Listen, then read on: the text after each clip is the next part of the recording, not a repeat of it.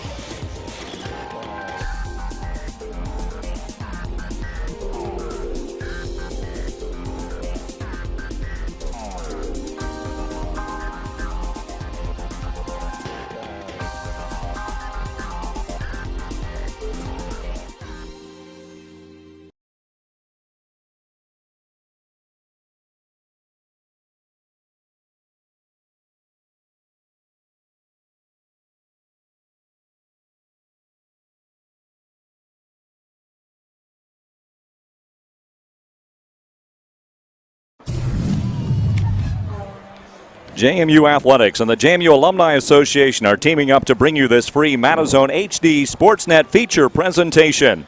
From Harrisonburg, Virginia, the campus of James Madison University. Welcome to NCAA Women's Soccer, live from University Park. An in-state non-conference rivalry matchup on tap tonight with the 3-2 JMU Dukes hosting the 4-0-1 Hokies from Virginia Tech. This evening's match is being presented to you by the JMU Alumni Association, Comcast Sportsnet, the JMU Graduate School, Intellos Wireless, the JMU Bookstore, Residence Inn, and Fox Hill Townhomes. A very pleasant good evening, everyone, and a pleasant evening indeed it is here in the central Shenandoah Valley. I'm Kurt Dudley, joined once again by Houston Stutz, and Bree Berry will also be joining us here this evening on Matazone HD Sportsnet, presented to you by the JMU Alumni Association. Both teams have played 5 matches, and both teams just a slight difference in their overall records. The Dukes at 3-2, and the Hokies at 4-0-1. Houston, the Dukes got an important win on Friday night. It was against the Villanova Wildcats. In fact, the Dukes have dominated the series. They've won 7 of the 8 meetings. The other finished in a tie over the history.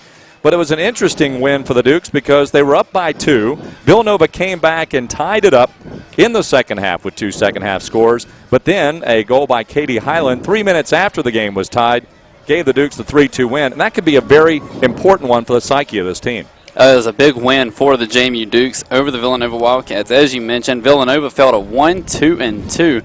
So a bit of a tough game and season for them to early on in the season. Again, not as easy as they would have wanted it to be, but they did get the win. Ashley Herndon started out the scoring for JMU. 6 minutes in, Herndon, who leads the team actually in shots on goal, is actually a freshman as well, scored her first goal of the season. So it's important that she gets going offensively, and hopefully that will be a big jump start for her. And then with only 6 seconds remaining in the first half, Rachel Ivey, the sophomore, got her first goal of the season for the JMU Dukes.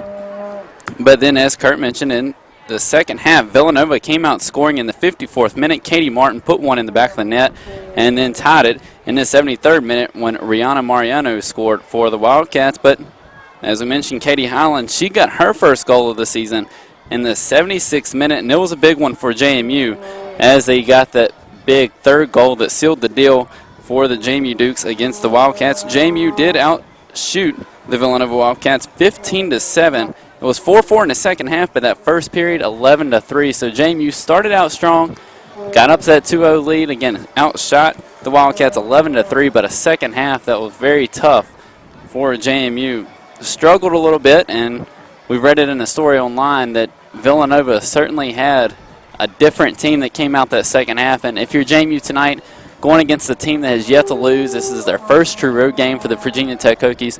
JMU's going to have to play complete 90 minutes, not 45 and then 30 and come out the last 15. Well, and this is a team, too, from Virginia Tech that hasn't had an offensive explosion, outscoring the opposition 16-4, and that certainly has to be on the mind of the coaching staff at James Madison University. When we come back, we will hear from the Dukes head coach, Dave Lombardo, as he will be joined by Brianna Berry. But first, we're going to have this timeout as you're watching JMU Women's Soccer tonight in HD Live on Matazone, presented to you by the JMU Alumni Association.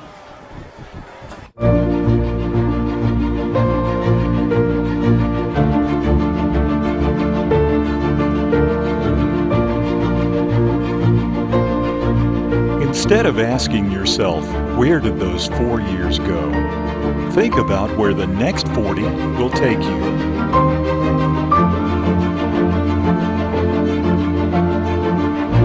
Be involved at Madison. Dukes from day one, alumni for life. Visit the James Madison University Bookstore, your source for all things JMU. Get your official Duke gear. Open after every football game.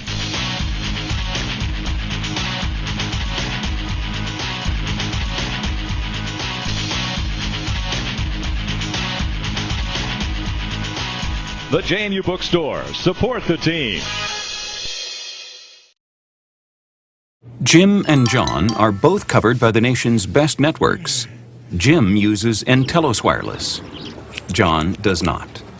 Jim saves money every month. John does not. And thanks to those savings, Jim has money left over for hula hoops, a little mood music, and access to the rooftop pool. John does not. And Telos Wireless. The difference is savings. Switch now and get unlimited data, text, and talk for just $79.99.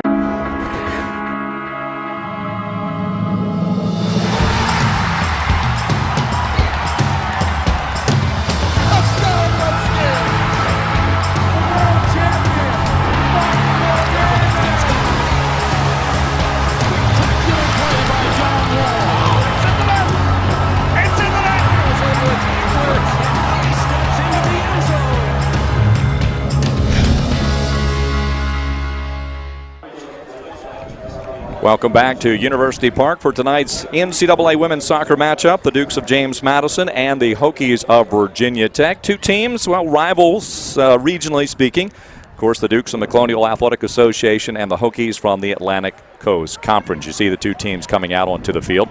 Just before the team started to warm up here this evening, Brianna Berry caught the head coach of the Dukes, Dave Lombardo, and here they are now. I'm Bree Berry, joined here by head women's soccer coach Dave Lombardo. Now, Coach, last Friday the game against Villanova turned out to be quite a fight. JMU was up 2-0 in the first half. Second half, Villanova managed to come back and tie it, and JMU ended up with that final goal to win the game. What has that done to affect the team's psyche today? They're very excited. That getting that win against Villanova was key. Last year we struggled winning those close games, and we really showed a lot of grit and determination to do that. They don't need a lot of motivation to play against Virginia Tech. This is an in-state rivalry. They don't like us, we don't like them, so there's not a lot of motivation beyond that. And now we've seen that Tech has a very explosive offense. They've managed to come out strong quickly, scoring their opponents 16-4. Do you think they're really that explosive? Are you expecting that on the turf today? Well, yes, I think they are that explosive. They play a pretty decent schedule, and they're a good, probably top third level ACC team. So they've got some good players. They like to play dynamic, attacking soccer, and I think we'll be prepared for that. So expecting that and seeing how they've played, you're both 5 games in. Just strategically and tactfully, how are you guys planning to go out there and attack this team tonight? Well, our whole mentality is we don't adjust to too many teams. We play our style, and we'll adjust if we have to, but we're going to go out there and really give it our best shot with our system of play and do the best that we can. If that doesn't work, then we'll make some adjustments on the fly like we normally do in a game. All right, well, Coach, good luck tonight, and everybody can't wait to watch and see the women's soccer play their game. So we're going to throw it back to Kurt and Houston. Thank you, Bree, and thank you, Coach Lombardo, as the Dukes and the Hokies out on the middle of the field right now with introductions. In fact, let's bring you the starting lineup tonight for these two teams. First, for the Hokies of Virginia Tech. In goal will be Dale Colpitz, a senior from New Brunswick, Canada. The rest of the starters from Falls Church, Virginia, a junior, Katie Jensen. Jasmine Reeves, one of the top scorers on this team, a senior from Dover, Delaware, with 3 goals. And then we have Jody Gillenke, that is, a junior from Mechanicsburg, Pennsylvania. Danielle King, a junior from Fairfax, Virginia, and Kelsey Lope, a junior from Littleton, Colorado. Ashley Meyer, a sophomore, Strongville, Ohio. Taylor Antolino, a senior from Washington Crossing, Pennsylvania. Jordan Coburn, a sophomore from Ellicott City, Maryland.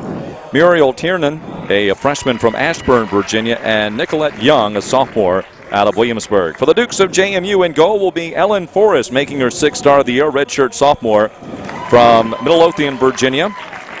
Allie Bunner, a freshman from Bristow, will get a start again tonight. She has had an assist in each of the Dukes' 3 wins this year.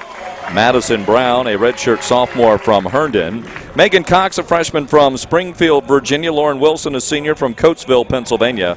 Becky Sparks, a senior from Laurel Springs, New Jersey. Kelly Apt, a junior out of Sterling. Haley Miller, a senior from Westchester, Pennsylvania.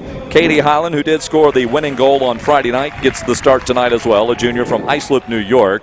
And Ashley Herndon's got a couple of goals this season, and she is a freshman. And Shannon Rano, a junior from Branchburg, New Jersey, is starting tonight for the Dukes as well. Dave Lombardo in his 24th season, 281 wins, 173 losses, 32 ties, his 31st career season as a head coach. And he is joined by Scott Gersony, as well as assistant coach Rachel Shupin. Rachel, a former Duke herself, she celebrates a birthday today. Honestly, I don't know what number it is, but she probably doesn't mind that I don't know what number it is. But good to see Rachel out there as well, of course. And Dave Lombardo, the head coach, the only head coach in the program's history at James Madison University. Time now for our national anthem here at University Park, home of the Dukes of JMU.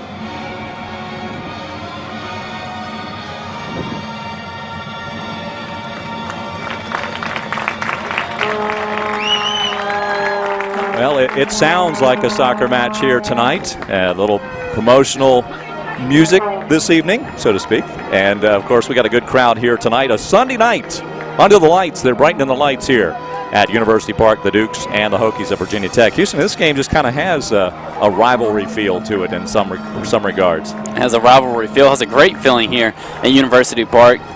The sun is gone. The lights are on. Got a nice cool breeze. We got the Vuvus going in full force tonight.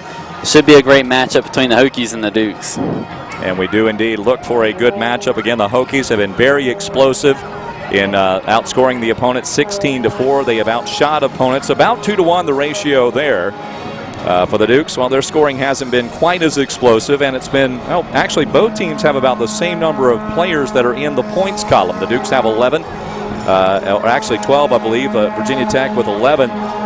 Tech has obviously many more goals. They do have a 7-1 victory among their wins this season. So that kind of skews it just a little bit. And they did so, I think that's been kind of the history for the Hokies. Yeah, last season, Kurt, they scored 18 goals in the first 5 matchups. And again, made the NCAA tournament part of their 5 straight. They're looking for 6 here this season. Again, the Hokies are a very consistent program in the ACC for women's soccer, which is probably the top conference in America. So they were picked to finish 9th out of 14, which is a little bit below average, but still, it's going to be a very good program.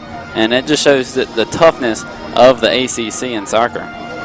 Chugger Adair, the head coach in his 3rd season in Blacksburg. He is a 1993 graduate of San Diego. Drew Kopp is an assistant coach out of Pittsburgh in '99.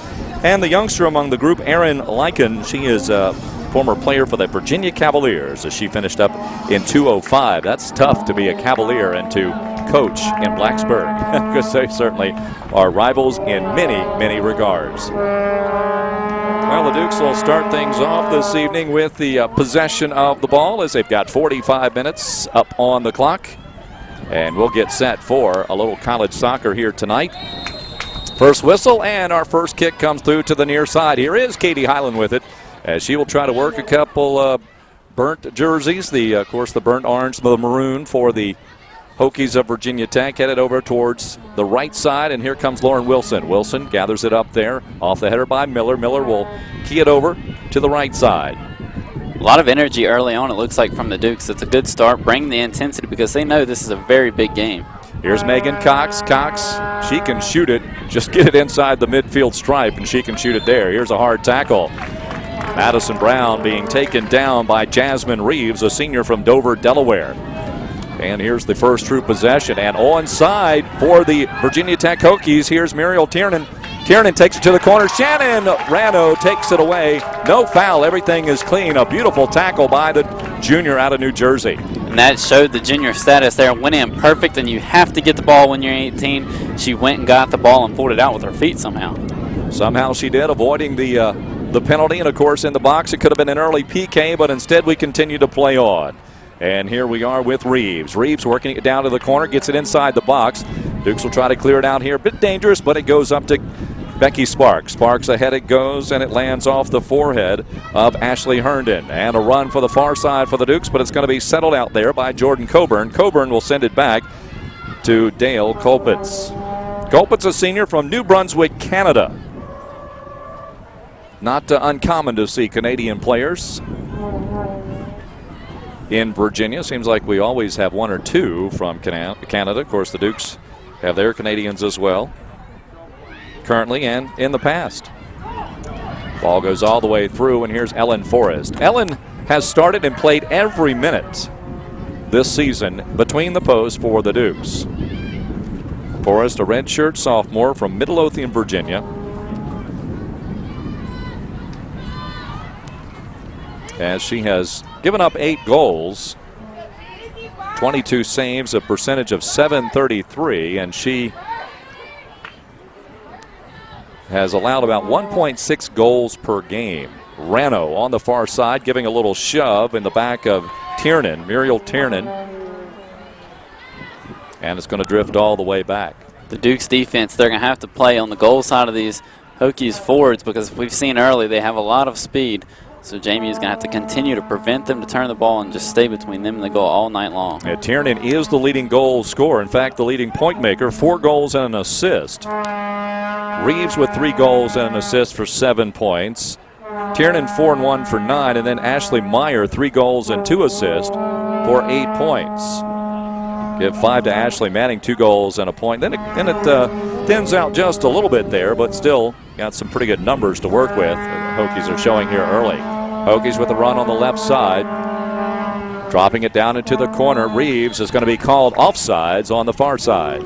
Looks like an early shift in personnel. They put Reeves all the way on the left wing. She started here on the right.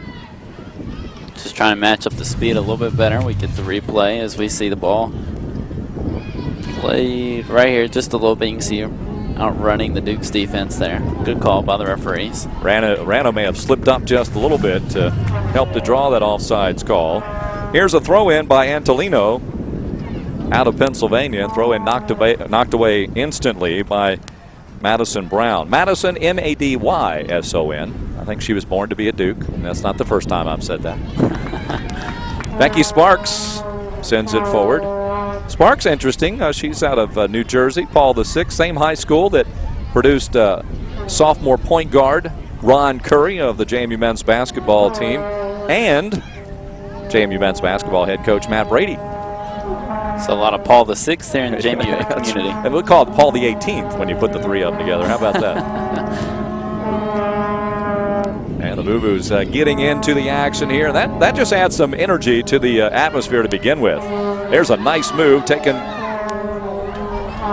and goes up to Highland. Highland will boot it forward. I think she may have anticipated a run on the far side from Wilson. From what we've seen early, looks like the Virginia Tech team has a little bit more overall speed than the JMU Dukes, so they're going to have to work it around in the midfield a lot and really control the play in the middle of the field. Playing in the 5th minute. Nice ball through. Here comes the Hokies. Here's the shot, and it's to the right side, and the Hokie fans thought it was in the goal, but it was off the side panel. Well, they weren't the only one that thought it went in. I thought it did too, but luckily for the JMU Dukes, it hit the right side of that back netting. We'll see it here. Once again, it's Tiernan trying to step through. I think maybe if she's got the foot on it one step earlier, she would have had a better angle and maybe could have got it inside the post. Tiernan has scored 4 goals in the first 5 games and all been different games. Great ball by Miller setting it up here. Here's Wilson. Wilson, they got to be careful. The Dukes have a player offside and Highland has to circle back out. Just that hesitation Nice try for the Dukes here, Allie Bunner. Bunner doesn't weigh much. She's on the ground quite a bit, but she gets right back up. She's like Gumby out there. It seems like she just bounces right back off the turf. When I first saw her practicing early in the year, it seemed like she was on the ground quite a bit, but she's learned to take the blows and learn the pace of the game. And again, has had an assist in each of the 3 victories. So if she can come up with an assist tonight, that'll bode well, at least historically, for the Dukes. Here come the Hokies. It's Meyer. Meyer tries to slide it through. Becky Sparks is there to knock it away, and it goes off Sparks, out of bounds. 38-48 to go in the first half. Well, if this win keeps up for Bunner, and then it's kind of going to pick her back up on her own. That's right. She can just coast on down the field. Here's a nice serve up to the middle, but Becky Sparks was there to send it away. Hokies will maintain possession. Coming to the near side, it's Antolino. Antolino keeps it on the ground.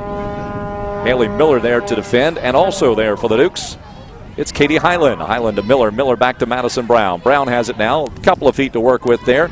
Gets it over to Hyland. Hyland will cross over and gets it now to Ashley Herndon. Herndon into the mid. That's Cox. Nice touch it goes. Here's Bunner. Bunner stays between the opponent and the ball. Nice job there. Gets it over to Cox. Megan Cox sends it forward, sliding it through.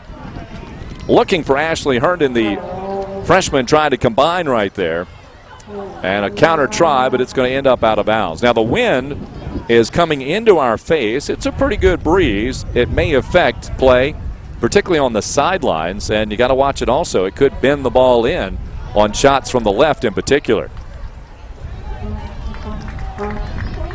It'll be a throw in for the Dukes on the far side as the lights start to take more effect here. At our 7 o'clock start time this evening. Beautiful night here in Harrisonburg. Fans continue to climb on down the hill to get set up here for tonight's matchup. Here is Becky Sparks with a long throw. It goes in the box, but headed right back out. It's going to come out. Bunner tried to get to it and control it, but it's going to come out long for the Hokies. And here's Reeves. Reeves will cross it over, sends it through. Rano's going to have to hustle. And here come the Cavaliers again with it. Right now it's Meyer. Meyer with the shot. It's going to be high. Again, that Virginia Tech speed just blowing right through the defense. You're going to have to watch that tonight. The JMU defense did a good job of pushing up to midfield, but then they're going to have to get back. They did draw one of the Hokie forwards off sides for a little bit, but the Hokies were smart, recognized that, and they held the ball up just in time to hit the next forward coming through. There you see a little bit of the wind effect. It cuts about 10-15 yards off the next restart by Ellen Forrest. And the ball sent forward to the left side. Once again, here come the Hokies. A crossing play goes all the way across. Madison Brown watched it wisely. It's going to come to the corner now. Brown, ball nicely done. Good spin move by Tiernan into the box. Highland will send it forward. Herndon will put some pressure on. Now the Hokies will release it back. Jelinke had it for a split second there. She'll give it up to Coburn. Coburn takes it down the field, takes the long shot. It's well off to the right. And it'll be a keeper ball for Ellen Forrest. And with the speed of the Hokies, I've noticed they bring all 11 players up across midfield when they're on the attacking end, because their defense, they would like to get their defense involved, and their defense is so fast that they can afford to do that and still get back as well. Only 10 minutes into the matchup, but we've had some activity that makes you feel more like it's been 20 minutes of play. It has been energetic to start off with here this evening. Jelinke will send it back to her keeper. Kulpitz out. The Kulpitz will send it right back to Jelinski. Jelinke keeps it on the ground. Nice touch. Comes to the near side. With it there, it's going to be Antolino. Antolino trying to decide which way to go with Herndon there to harass. They go over the top this time looking for a run. Becky Sparks will head it back forward again, and it gets blown out of bounds. And a throw in for the Hokies. Antolino. Reeves showing some mobility there, getting high to control the ball up around the shoulders with her leg. Reeves on the top 10 in goals and assists for the Hokies.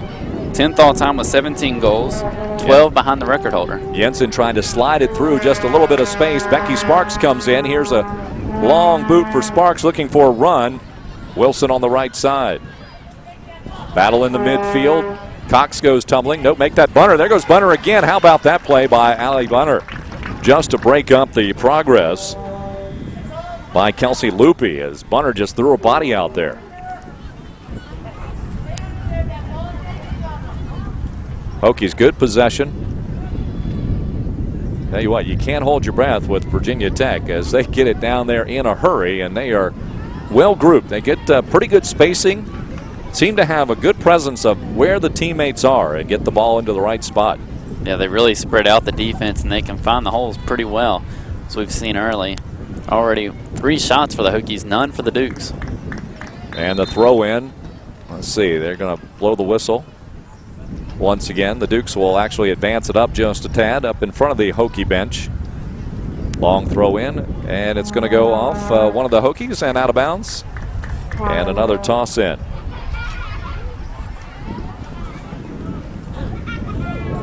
In the 12th minute, we are playing no score. And the Hokies with 3 shots early in this contest. Dukes, they've had a couple of runs, but nothing real serious. Virginia Tech has controlled possession for just about the entire first 12 minutes. Well, the Dukes had the opening possession. They held it for about 35 seconds. Good movement, but you're right. Since that time, much of the progress has been downhill in favor of the Virginia Tech Hokies. It's like the field is sloped to our right now, in addition to the wind in the face of the Dukes. And JMU still trying to settle down a little bit. They've tried going long ball a few times, but it just hadn't worked out yet. Well, we're also they've been hustling around a little bit. Of course, had the fresh legs to start off with. Now you got to be concerned on a couple of fronts. And here comes Forrest. She is going to take the gamble and hustles out there. One thing that Ellen Forrest, I think, is starting to do, Houston, make decisions early and just commit to those decisions. You can't have the hesitation. If you make the mistake, you make the mistake, but don't let your hesitation lead to the mistake. If you make the hesitation, it's going to open up the net for them. So come out early and take out the angle for the forwards attacking. Reeves going up against Sparks. It'll go out of bounds. Last touch by Sparks. And a throw in from the right side. Jogging up to restart the play, Antolino. Defense playing strong for the Dukes, and I'm sure they expected that with 18 goals in 5 games for the Hokies. Pearl around, and it's going to go nearly off a Duke, but there to kick it out of bounds is Sparks, but she saved a corner play as that ball was about to go off the end line. And in a game like this, every possession is very vital, and every corner is going to be vital. Nice shot across. That just gets through Ellen Forrest, and she tries to save it. Does she do so? Yes, she does. She's not off the end line. A couple of Hokie players with palms to the sky as if to say, how come we don't get a corner on this play? From our angle, I would have the same question, but the officials right there on the corner looking it down the line.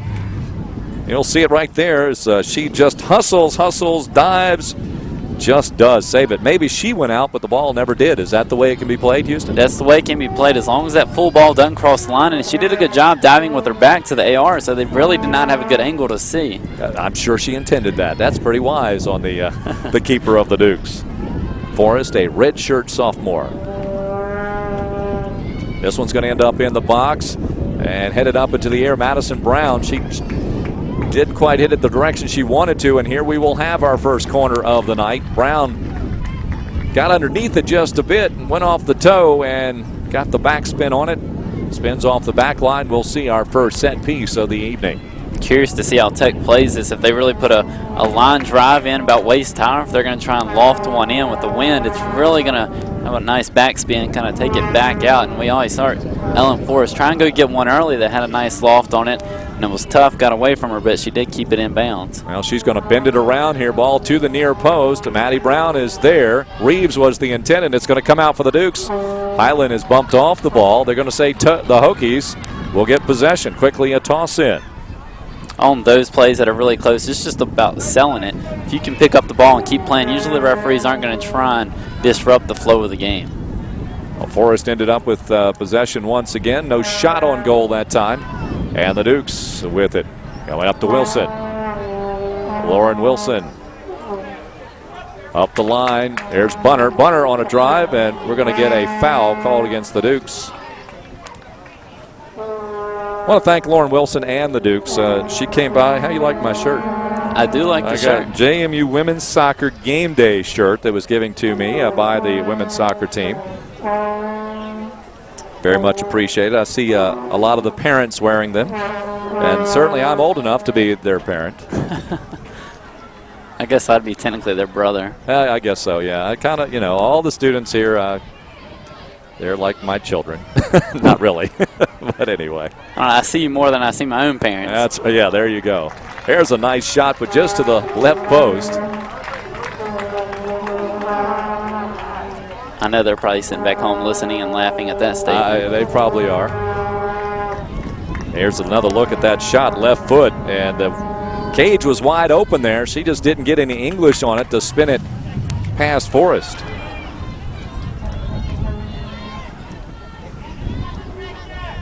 .28:41 to go in this scoreless first half of play. See, the JMU logo was nice and rich when the season began, but it's faded just a little bit. You can still kind of see it's almost like a watermark now in the middle of the field. They do have the grass looking very nice today. Yeah, I like the alternating darker green and then the lighter green as we go down the field. Maddie Brown on the back of Tiernan. Another referees like it. Makes it a little bit easier to tell offsides when you have a straight line going across the field.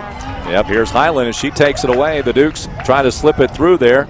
Just does lunging out. It's Jelinke. It was 5-on-3 right there. JMU with the disadvantage. Nicolette Young, the ball slips through. Nice move by Reeves to let it go by, and Becky Sparks is there at least to stop the progress. Reeves goes tumbling down. Reeves a bit slow to get up, and she's a very important senior leader for this Virginia Tech offense. 15 assists, 17 goals in her career. She's working with Antolino on the right wing. Antolino, the mid, sends it all the way back. Jelinke back over. They do a nice little three-man game to move the ball up the field. There's a serve to the left side. Going to come right back out there. The Dukes there on the spot. It's really important they keep their passing triangles and they keep them very spread apart and open. Herndon with the ball through to Wilson. Wilson gets inside the box, leaves it there. Here comes, and the ball is free as the keeper can't quite get to it. This may be a shot for the Dukes. Herndon will send it across. Headed back out. That's the best opportunity for the Dukes thus far. Miller looking for the off-balance kick. Dukes still have a chance to maybe settle this in for another opportunity. Madison Brown comes all the way from the back. Chipped up over the top. Wind knocked that down a little bit, and it's going to come out. Good rush by the Dukes. And pressure still applied, but now the Hokies will start to settle and regroup. Really first mistakes made by the Hokies, and they made two at a very bad time back-to-back. There's nearly another mistake. Dukes have to get back in a hurry, though, because these Hokies, they certainly know how to counter. We've seen it in short burst already. Coming to the near side, Nicolette Young. Young will slide it through. Heeled forward to Reeves. Reeves looking with Meyer there out in front. Reeves gets around. Sparks stays with her, keeps it out on the left foot. Nice slide there by Miller to keep it alive. Loopy now loops it over the top. Here comes Forrest, and an offsides was the call to begin with. Can't tell what number that was, but she was just camping out past the JMU defense. Didn't even realize it as they all took a couple steps forward there at the very last second. Number 15, there we have. All right, that's Meyer. Yeah, that's Meyer who overlapped. She started back behind Reeves and then gets right into the midline of the field. Again, the spacing, the Hokies running to the right spots. This ball's taken away. A lot of maroon there. Ball served over the top looking for Reeves. Reeves and Maddie Brown in a sprint. Brown positions herself and knocks it off the end line. She'll give up the corner. She knew she needed help, and she'll get it. But the Dukes will have to mark up here as the second corner coming for the Hokies of Virginia Tech. 25 minutes about to emerge here on the clock. There's that shot again. A good tackle here by Brown. You see her. She puts little hands into it and then gets the hips here, pushes her off the ball, and then puts her foot in to kick it out. And here he is, the corner play curving back in front, and Ellen Forrest reaches up, and there's the advantage of having a tall goalkeeper for you. She's able to reach up and snare it from the sky and keep it a scoreless game. 0-0, 0-0. Not. It's 24:30 to go. Highland. Herndon back to, she had an intention to get it to Highland. Highland again with that big game winner on Friday night against Villanova. That's just one of those, the importance of winning that game is because, well, they just didn't let it get away because they had the 2-0 lead. Villanova comes back and ties it up. And a third corner is about to occur. Substitutions coming in for the first time tonight. And quite a few of them coming in.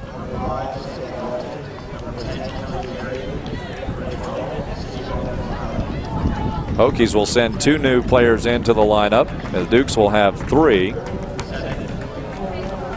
And it'll come up on this restart. Sydney Braun McLeod and Sam Lofton were 2 of them. Couldn't see the third. Yeah, Ellie Zofel has come in, one of the 2 to enter the lineup for Virginia Tech. And the ball will come out. That was just the case. Ellen Forrest trying to go up and get to the ball, and you just can't take the keeper out. That's the main job of the referees, to protect the goalkeeper as they did there. And it will result in a free kick for the Dukes. Kelly Kerrigan has come in for JMU. She's got 1 goal on the young season. So that was another substitute. And it looks like Sam Lofton is also in, a redshirt junior from Lock Haven, Pennsylvania. Unless the referee ruled that as it was out of bounds, but if it was a direct kick, they could just kick it right out there. No big deal. But maybe it was a goal kick and they played it too quick. It looks like they can roll out a goal kick. Well, here comes Sparks. She's going to kick it. Sparks probably has a stronger leg than Forrest. Might get a little more yardage on it, trying to punt it away. Also out there for the Dukes now, as you mentioned, Stacy Braun McLeod, the Dukes Canadian. She is a sprinter down the left side. So they've got Kerrigan in the midfield on the left side. Lofton in the center mid. That's Megan Cox with it now, looking for Lofton. 4 and 5 working together there. Cox slides it through to Kelly Apt. Apt with a good ball. Here it is. Braun McLeod with the speed. Gets it closer. Takes the shot. Right angle. And it is in the goal. Very nice play there. Nice touch on the outside of the right foot. The goalkeeper, again, like we mentioned earlier, for Ellen Forrest, you don't want to hesitate. The goalkeeper there, Colpitts, did not hesitate. She came out and it bit her a little bit. Here we have it on the instant replay. She comes out, tried to take the angle off of Sydney McLeod, but she used the outside of the right foot here, just barely got to it, and right around the diving Colpitts for the goal, and an early 1-0 lead for the JMU Dukes.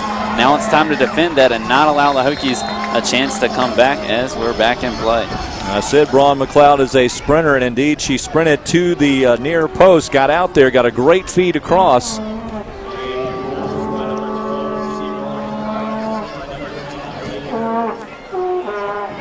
And the Dukes with the early lead, or the first lead, I should say, of the day.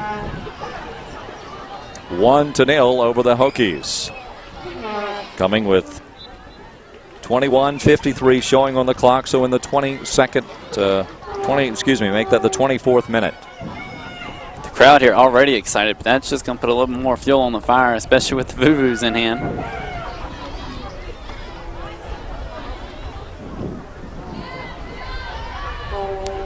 That's Rano. And here come the Hokies now. Dukes with the 1-0 lead. Hokies looking to quickly tie it back up. Reeves will send it back out. Here's a shot, and it's going to be well to the left. Forrest going down to the knee to make sure the ball was going to be pushed to the outside, and it'll be a keeper ball. Don't want to say this too much, but you don't see 1 shot and 1 goal on the board for the JMU Dukes, so certainly need to pick up a little bit more offense and add more goals to that total, because 1-0 lead is not very safe in the game of soccer. A lot yet to play here. We're beyond the halfway point here in this first period. Herndon to Wilson. Wilson back to Herndon. Wilson got just a little too much on it.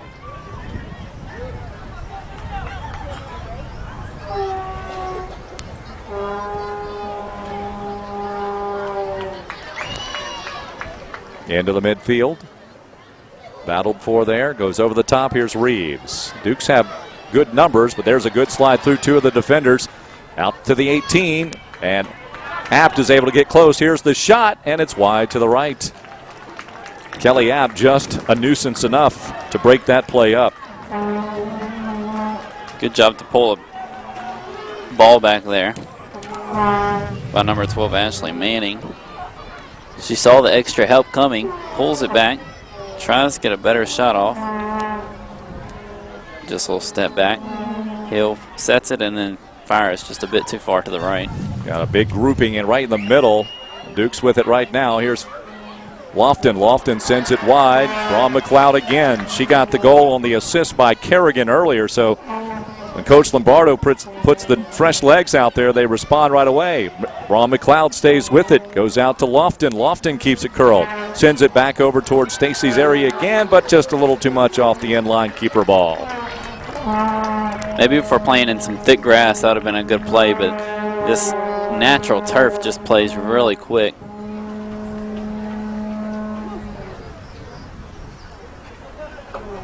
For Braun McLeod, by the way, that's her first goal as a Duke. She has an assist already. So she adds her name into the goal column.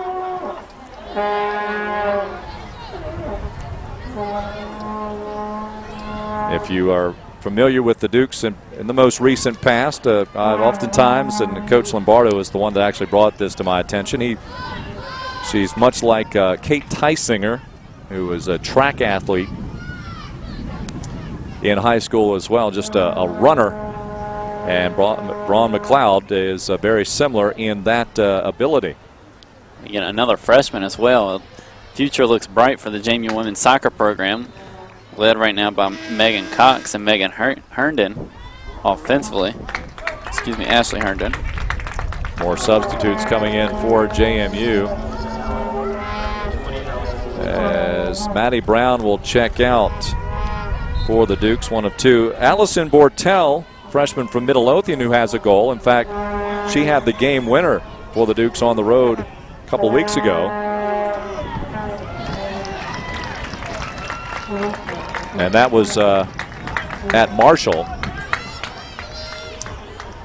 Do we have a corner coming up? Yes, we do. Kelly Kerrigan will start it off. So Bortel is out there. Also, Dukes have brought in another player as well, but let's see if we can get that in.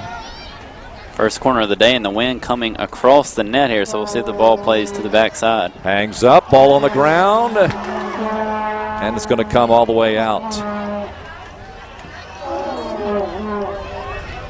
And Virginia Tech packed all 11 in, did not leave any forwards out to pick up trash or try and run the counter quickly.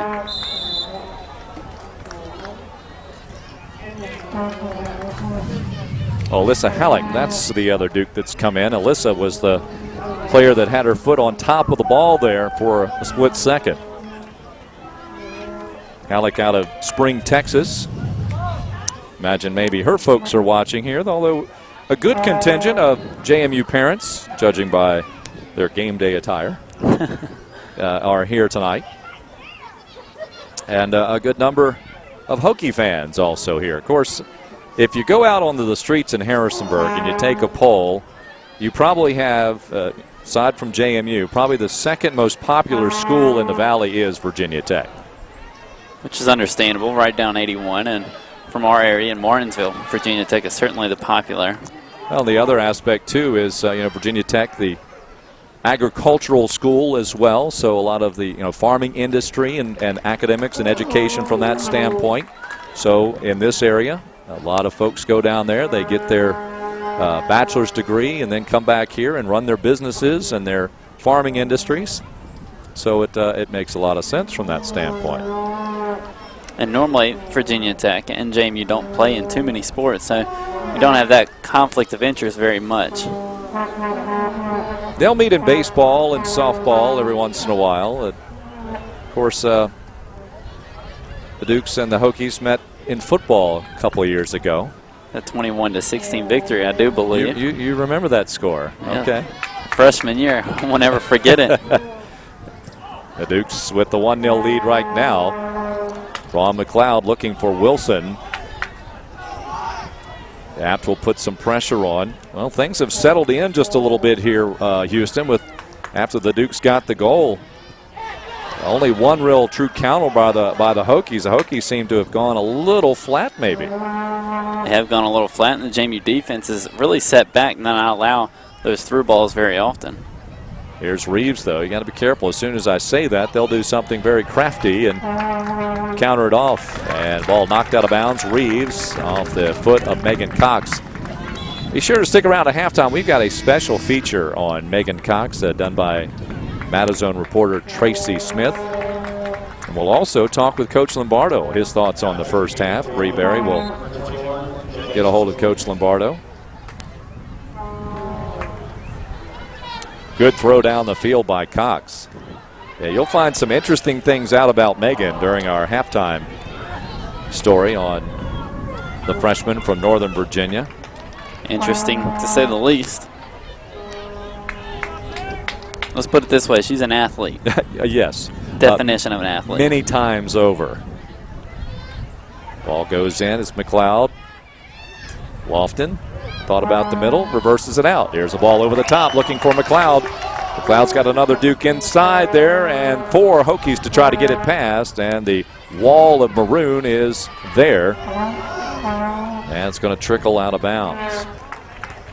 You know, one song they will not play here tonight is Enter the Sandman. They don't want to play that here. I was actually coming to the press box, and the locker rooms are down there on my way, and I'm coming by, and all of a sudden I just hear beating on the walls, and it's the visitor locker room. They were getting hyped before they came out, I'm sure. May have been a little Enter Sandman. But it scared me for a second, you know, like when you're in a haunted house and people just start beating on the walls with both fists. I didn't know what was coming through there. Yeah, well, you know, we've heard some loud noises at this facility. The last time we were here for the men's game last Sunday, we had the lightning delay. And the lightning horn went on off above us, way up top. Here's Reeves. Reeves gets it inside Rano, and the Dukes keep it in the play. Couldn't tell if Rando actually hit that back to Forrest unintentionally or if that was a shot by Reeves. Reeves got to it. Either way, good defense. A little bit of both. Yep, looked like it may have gone off the heel of Rano.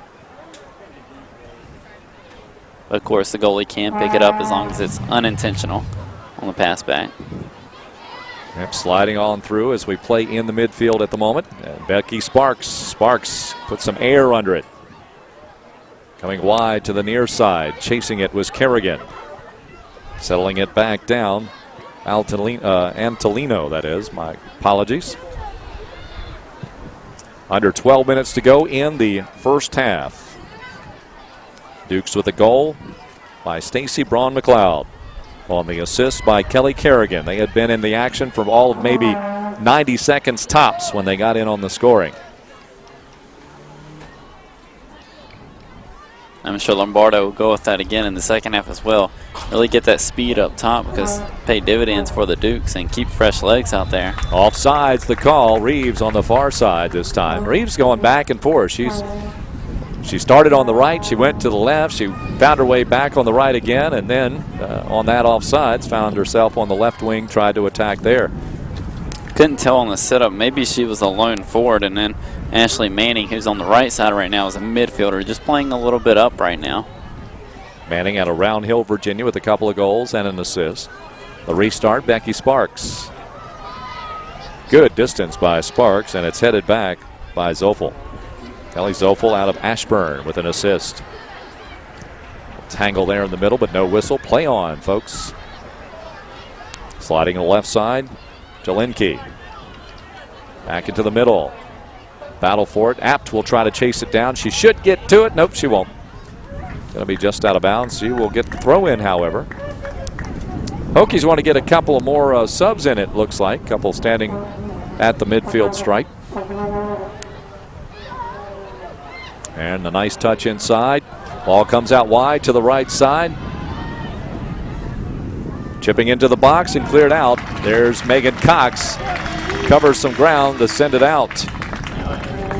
As racing forward was Zofel.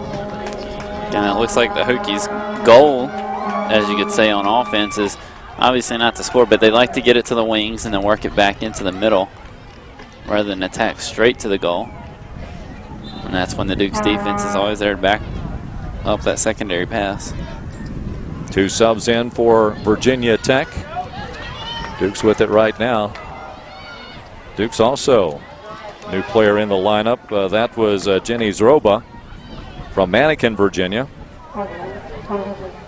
For the Hokies, you can add to the lineup Katie DeTuro, a senior from Brick, New Jersey. She wears number 11. And then Candace Zephers, a freshman from Aurora, Colorado. Under 9.5 to play in the first half. Forrest will come out. She'll keep it in play. Of course, keep it at her feet. Once she picks it up, she has 6 seconds. So it's the only way she can waste time without actually picking it up there. We see the pressure by the Hokie forward. Yep, DeToro said, you know, yeah, I'd like for you to pick this up now. Let's get on with it. 9 minutes to go in the first. JMU men's soccer played here at home last night, suffered a 1-0 defeat to UNC Greensboro, a team which improved to 3-0 and has yet to be scored upon this year. That goal came in the 77th minute. So Dr. Tom Martin's team now 2-1. We'll have them on Madison on Wednesday night against the Keydets of VMI. Pre-game coverage begins at about 6:45, and the first whistle at 7 o'clock. The Dukes and the Keydets, another regional rivalry. In fact, 2 schools probably about as close to one another as universities are in Virginia. Well, for JMU anyway, just less than an hour away. Virginia would fit in that category as well. Which the Dukes will get to travel to Charlottesville and basketball, men's and women's, to play. Or split. Yeah, the women will come here on November 8th. The men will go there on November 8th. And we'll be splitting ourselves up that weekend, too. We got a lot of coverage. The corner play coming for the Hokies. Katie Jensen will start at the junior from Falls Church, Virginia. A couple of assists this season. Sends it at the right foot, long. Here's the ball headed and not knocked out. Cleared out by, is that Sparks or was that Megan Cox? That looks like Cox there. That's the importance of having a defender on that backside post. Make the goal a little bit smaller for Forrest to handle, and then you have the defense, of course, rather than a post that sits still, that can swing the leg and kind of really send it out. It was indeed Megan Cox that cleared it out. Cox and Sparks both wear that concussion headgear, which, we were talking about the weight of that. Bill Tomoff, Olivia Tomoff's father, he actually texted us during the event, and he says it's very lightweight, so not a surprise. But I want to give Bill credit there. And I know he's watching tonight on Madison HD Sportsnet, presented to you by the JMU Alumni Association. I want to thank the Alumni Association for helping us bring this to all of the fans. Whether you're a fan of the Dukes or a fan of the Hokies, all free of charge here on Madison. As well as to all of our 2013-14 sponsors. Good ball, stayed in just along the line. Under 6.5 in the first.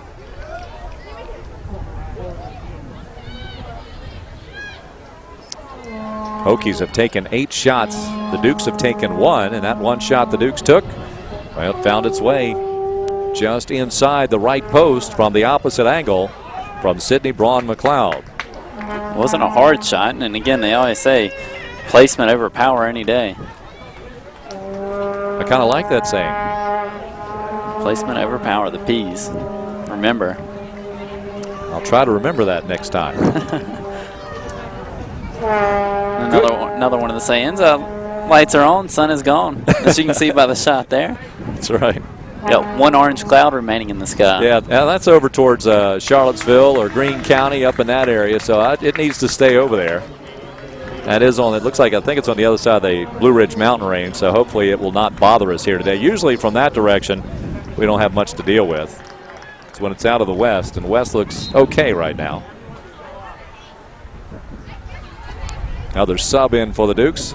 Isabel Chang has come in for JMU in the final 5:15 of this first half. Dave Lombardo with the catch on the far side. Chang, a 5'5" redshirt sophomore defender / midfielder from Clifton, VA. with the Good Centerville ball High through. School. Oh, Forrest has come up, and she's going to trip up the defender. Let's see what happens here. Looks like she's going to get a card. We'll see if it's a red or what she will get. She was the last defender, so that does not spell good for Ellen Forrest. And this they'll have to sort this out, and she does get a yellow card. She's lucky there. Usually last line of defense, they tend to go red. There we go. It looks like she didn't even play the ball, just kind of came in to get the feet out from under. But good foul, though.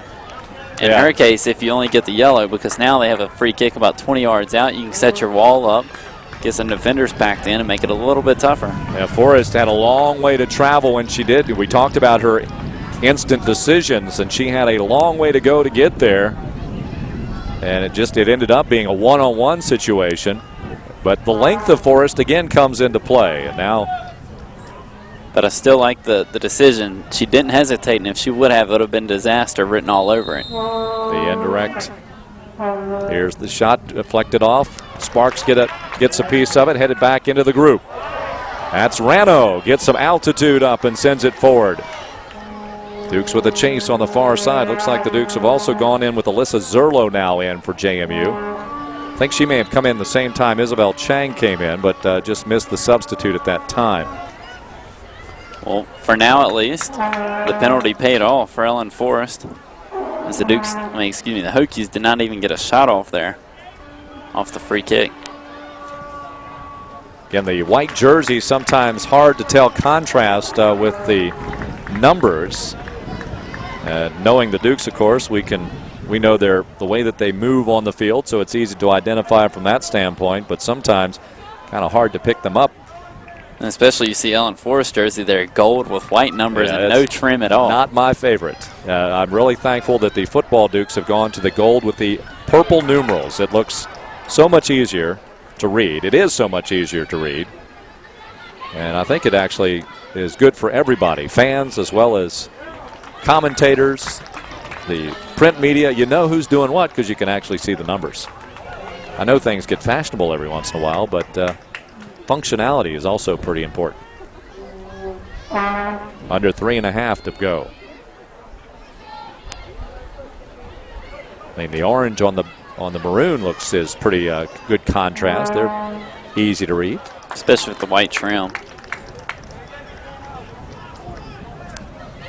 Toss in on the near side. Again, it's Antolino.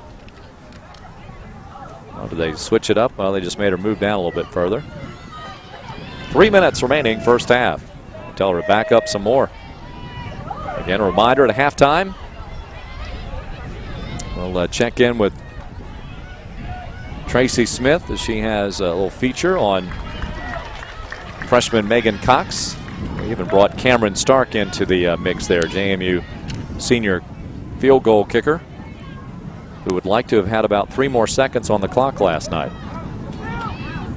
Dangerous here in the final closing seconds here for the Hokies. Dukes just trying to string it out here in this final 2.5, get into halftime with a 1-0 lead. Hokies, different idea to the far post, but nobody home to receive it. Call was made, but the cell service did not quite work.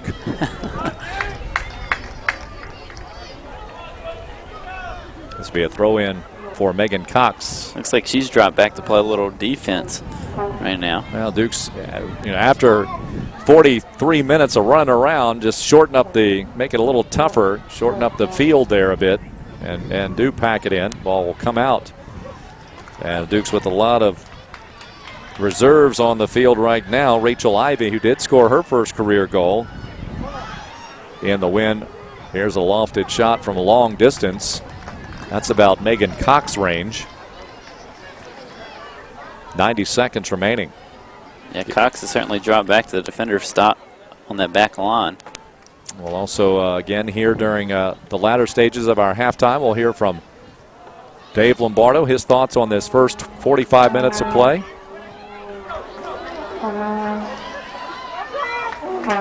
And a flag and a push in the back on Rachel Ivey. Well, check that. That's actually Alyssa Zerlo. Excuse me, Alyssa. 1 minute to go in this first half. Hokies, if we were to calculate time of possession, would certainly have that favor. Obviously, shots have favored the Hokies 10-1. This was the scenario on Friday night between the Wildcats and the Dukes. Dukes scored with 6 seconds remaining in the half. We'll see what they can do now as Ellen Forrest will come away with the ball now inside the 18. No pressure applied by Ashley Manning.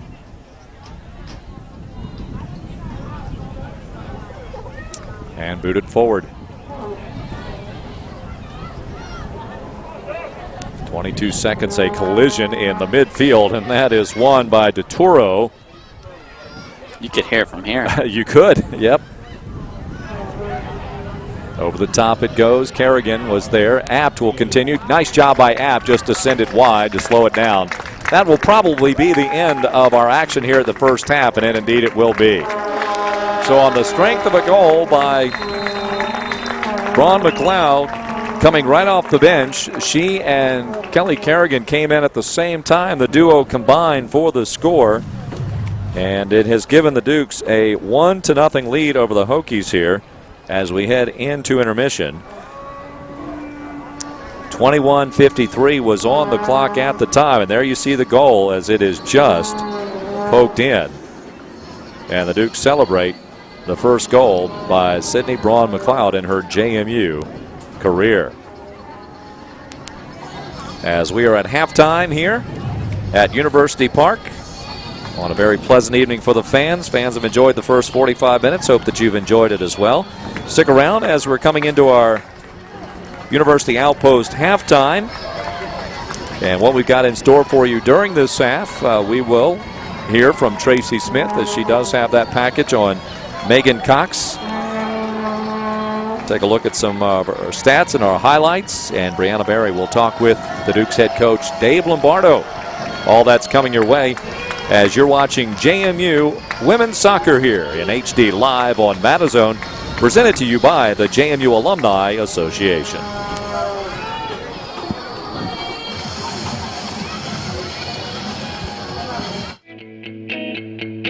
I knew going to JMU would be more about just getting a master's.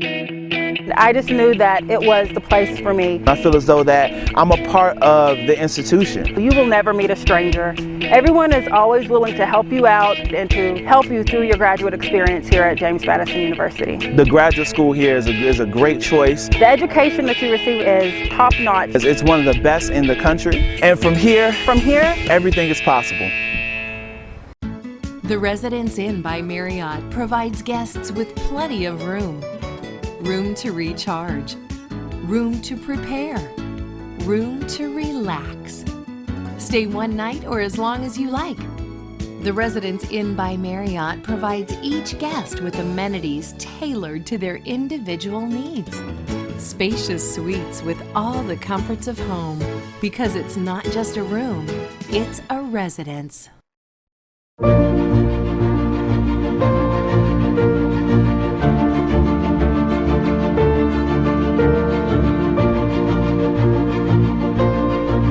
Instead of asking yourself, where did those 4 years go? Think about where the next 40 will take you.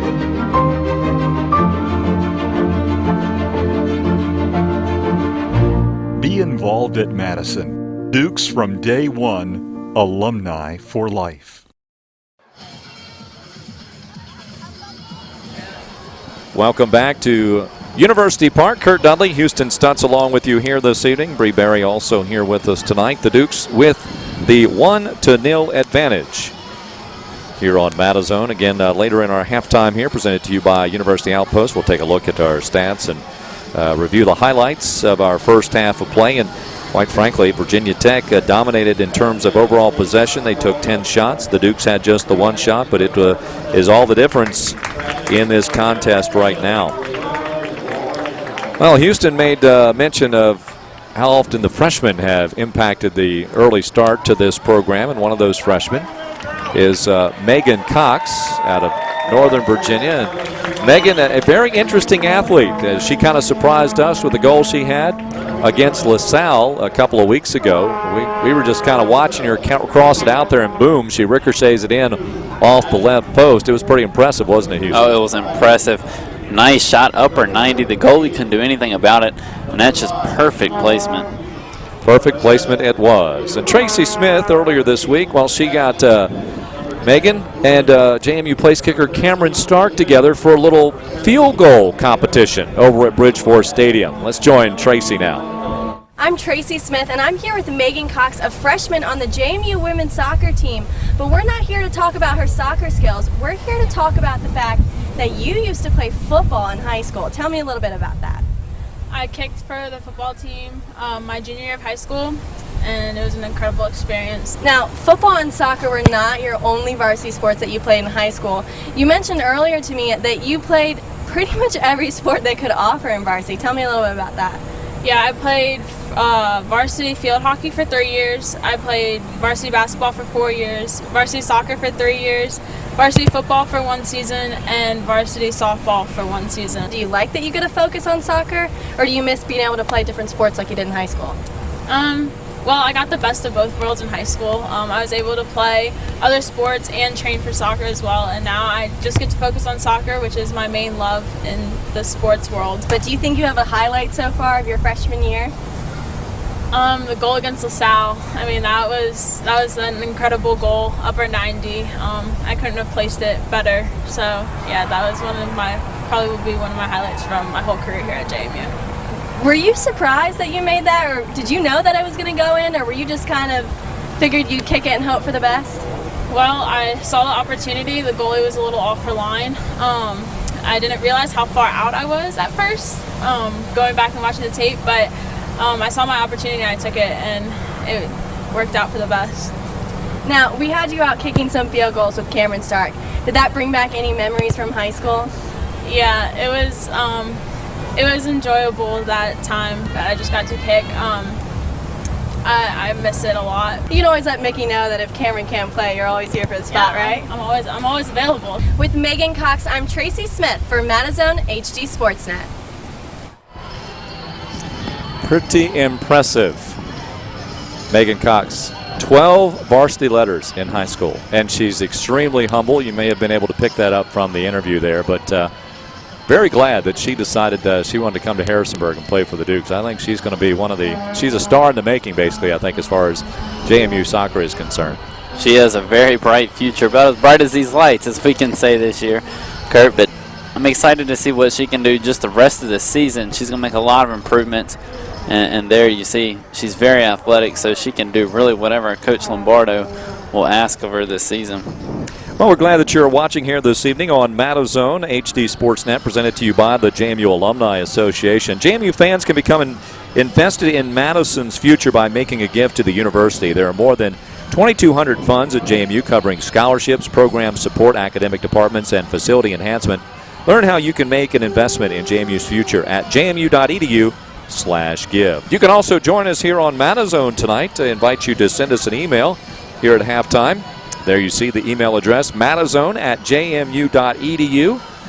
We might get a chance to work in a shout-out where fans are from. Always like to know who's watching, who you're rooting for, and just where you're watching from, because no matter what time zone it is, you're always in the Madison. The Dukes are in the zone right now, at least in the scoring column, leading 1-0 over the Hokies of Virginia Tech. And we'll come back and we'll recap some of our first half stats. And hopefully we'll get a chance to talk with the Dukes head coach, Dave Lombardo. All that coming up as you're watching JMU Women's Soccer tonight in HD Live here on Madison, presented to you by the JMU Alumni Association. Jim and John are both covered by the nation's best networks.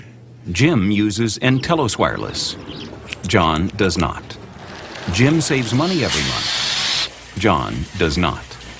And thanks to those savings, Jim has money left over for hula hoops, a little mood music, and access to the rooftop pool. John does not. Entelos Wireless. The difference is savings. Switch now and get unlimited data, text, and talk for just $79.99.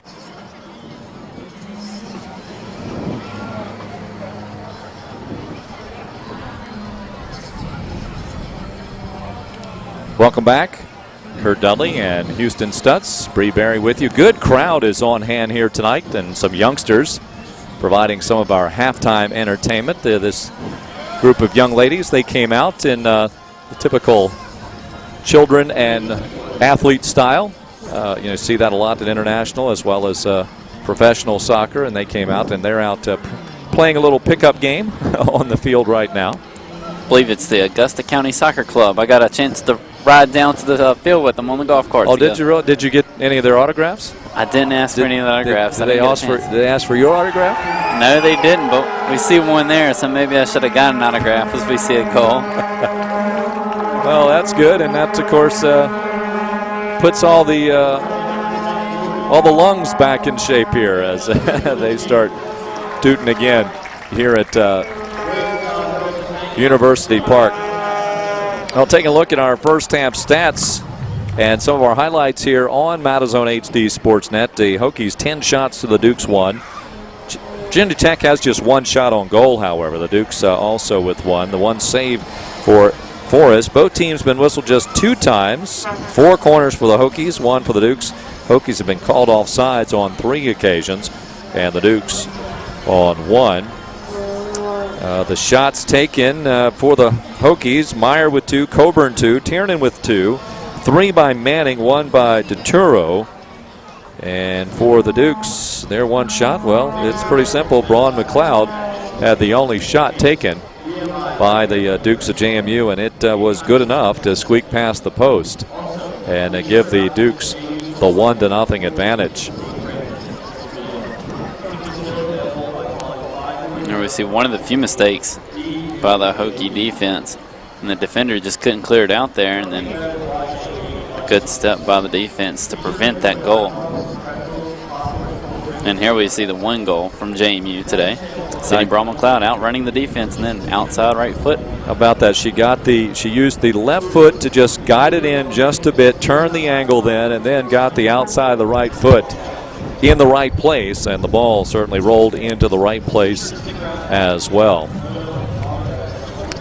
The good thing about the shot is the outside of the right foot. I mean, it's really tough to put the ball where you want to using that outside. Usually I like to use your laces and because it's more accurate, but really good placement with the outside of the foot. Very tough shot, especially with defense coming at your back, goalie coming forward.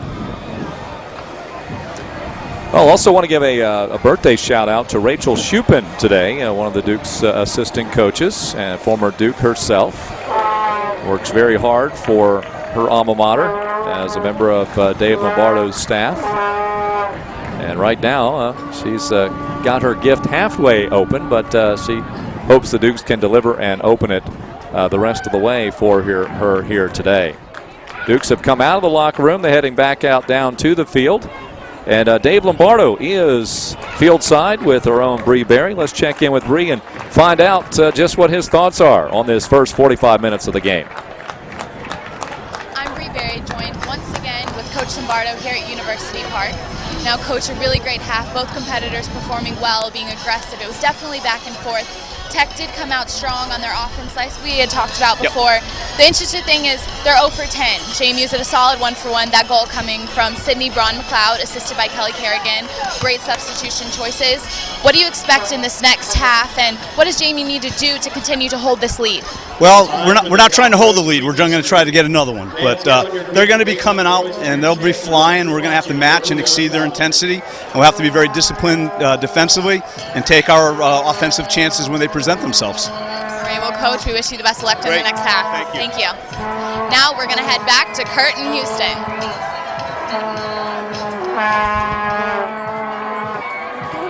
Bardo and the Dukes with the 1-0 advantage here as we get set for the second half. Again, coming up this week, we'll have more soccer action for you here on Wednesday night. And that's when the men's soccer team will be entertaining the Hokies, the Keydets of Virginia Military. Game time again will be set for 7 o'clock, and pregame coverage begins right here at 6:45. Next Saturday night, JMU football Dukes will be back in home action as the Dukes will be entertaining the Red Flash of St. Francis. Pregame coverage with yours truly and Houston Stutz begins at 5:35. Kickoff will be at 6 o'clock. And there's some basketball, Dukes. Andre Semenoff there in the middle, a couple of freshmen there with him as well. Well, also I saw Ron Curry and Taylor Bassett. Oh, there's Mike Dean. Mike Dean, if he had lived in Harrisonburg for 3 more years, or if he does for 3 more, he could probably become mayor. He manages to work his way around quite a bit and see a lot of folks, and it's good to see him out with some of the Dukes. He tries to learn languages. Of course, the Dukes have so many. They have 2 Serbians. Of course, Andre Semenoff, a Russian. He tries to learn a little bit of their language, and it can be pretty entertaining at times. Dukes are getting warmed up here. Just a little under a minute before we get things started once again. He's a great guy, like you said, Kurt, and he actually takes his time. And he's actually went up to the JMU Pep Band a few times, I saw, and give them a talk or two and tell him how much he appreciates what they do for the university and for the basketball program in particular, at all the home games in the convo. And with the Vuvus, I feel like we have a JMU Pep Band here in the stands here, which might not be a bad idea. I've seen UVA try that a few times at some outdoor events like soccer and lacrosse. I'm curious with your tuba experience. Tuba, Vuvu, anything similar between the two? Yes, it is a little bit. It is a little bit? Okay. The mouthpiece is a little bit smaller than a tuba, but other than that, it's pretty much the same. Get a lot of air and buzz those lips. There you go. There we have it. They certainly do add quite a bit to the atmosphere. Well, we saw Tracy's story with Cameron Stark and Megan Cox doing the field goal kick, and I told her the next one we're doing is you and me, you're going to come to an MRD practice for a day and try it out. Try to march with the Marching Royal Dukes? Yeah, come on, Kurt. You know Mr. Rickers will welcome you. I'm sure Scott would. I'm sure Chad would get a lot of entertainment out of that as well. I'm sure the Madison audience would as well. Yeah, they would. Always up for humiliation, absolutely. Actually, as I go back, a couple things I wish I would have done more younger in life. One was learn to play something, an instrument, of some sort. Never got a chance to really do that, and actually maybe learn a different language because we are so much more diverse now throughout the country. So, but maybe still there's a chance to do a little bit of that. We'll see. We'll teach you the tuba. There we go. That's right. That's really the one I want to. I really want to learn how to play the tuba. I might could help you with the piano as well. I had to. There you go. Now that I could try. I had to learn that when I broke my leg senior year, and I wanted to be in the marching band in high school. So they kind of rolled my wheelchair up next to a piano. Oh wow. Okay. So you didn't play with your feet then? Nope. Okay. But we are playing with our feet in this sport as we are back underway, and offsides is going to be called against Virginia Tech. And there we see Virginia Tech a little anxious to get on the board here, trailing 1-0, 30 seconds into the second half. JMU actually, they average 10 goals. They've had scored 10 goals in their first 5, so average exactly 2 a game. They've put 1 in the first half, and they average exactly 1 in the second half as well, so that's split even 5-5. So curious to see if JMU can keep that up and put another one here in the second half tonight. Well, I'm having a little difficulty trying to access our Matazone account right now on our email, but I have seen some Twitter activity that are folks watching on Matazone tonight, so maybe we can work in some of those shout-outs, like Dana O'Brien. She is watching this evening, for former Duke herself, and a few others. The Hallecks are watching from Spring, Texas. Kind of figured that. As they say they are loving the image quality this year. Almost as good as being there. We certainly wish that you were here, but certainly understand and glad that we can bring it to you. Kelly Germain also watching. And claps to you as well, Kelly Germain. Former Duke. Just finished up her career last year. Tough tackle from behind there.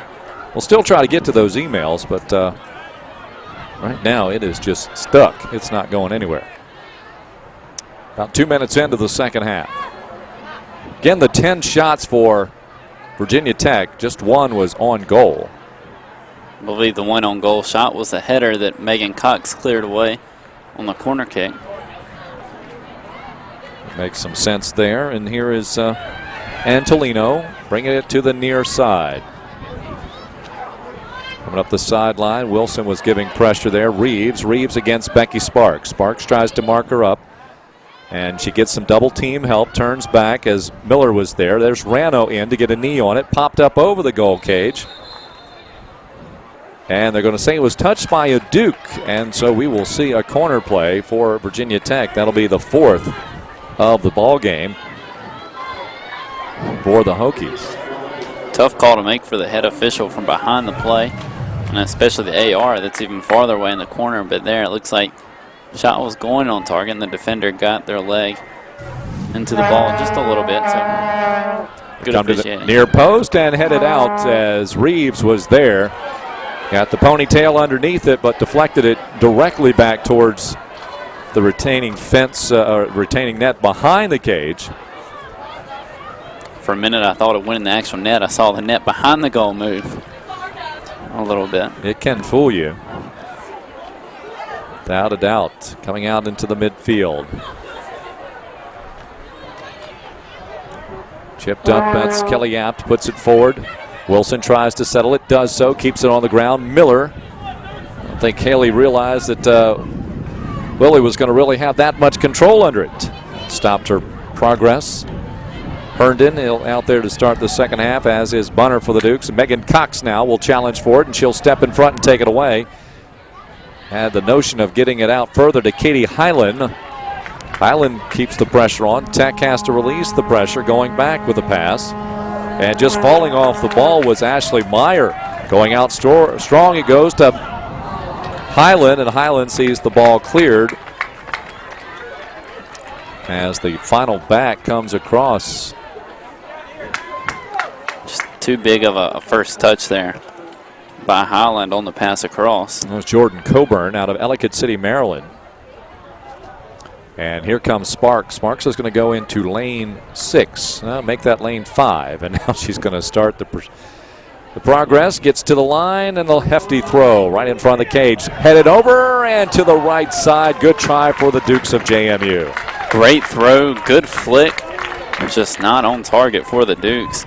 If you're Lombardo, you cannot be upset with the way that panned out. And that was an excellent opportunity for JMU. Sparks gives you that long throw, just short of being a corner play in essence. Here's Bunner. And slides out, comes out wide to the left side. This is Megan Cox. Cox will see some pressure there. Zofel makes her turn it in, now turns it out again, and then sends too much heel to it and sends it out of bounds. Dukes do have 2 shots now.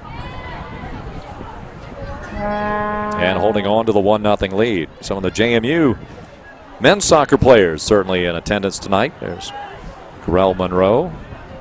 I'm sure there's some others here. I just haven't seen them yet.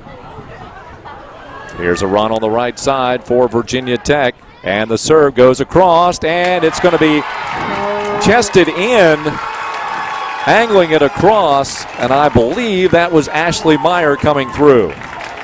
Yes, that was the 5'10" sophomore midfielder from Strongville, Ohio. Went to Strongville High School, and she was strong right there. Got the ball in her chest, put it away from the keeper backside. You see a very good cross here. And then it's just right off the shoulder, yep. And just does get the angle. So some angled shots in this one. It's a very good part of the body to use.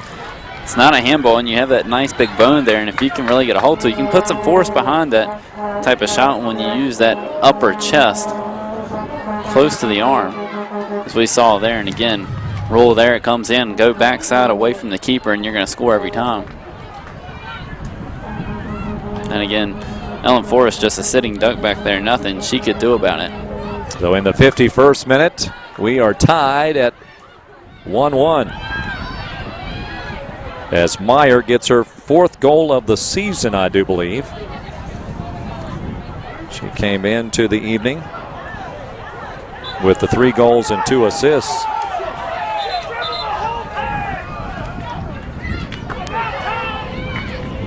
And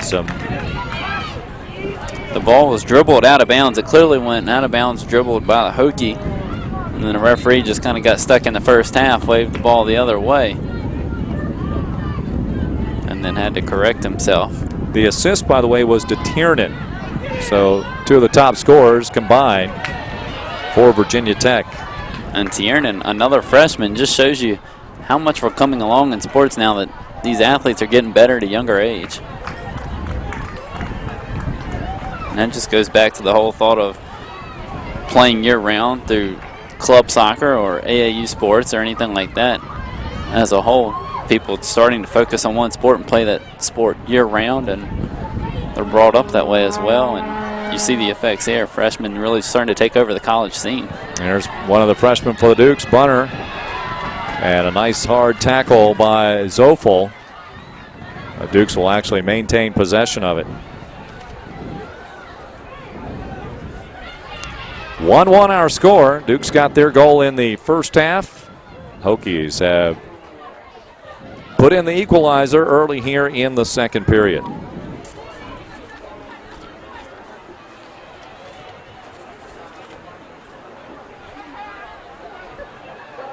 By the way, are you shooting video tomorrow with Tracy?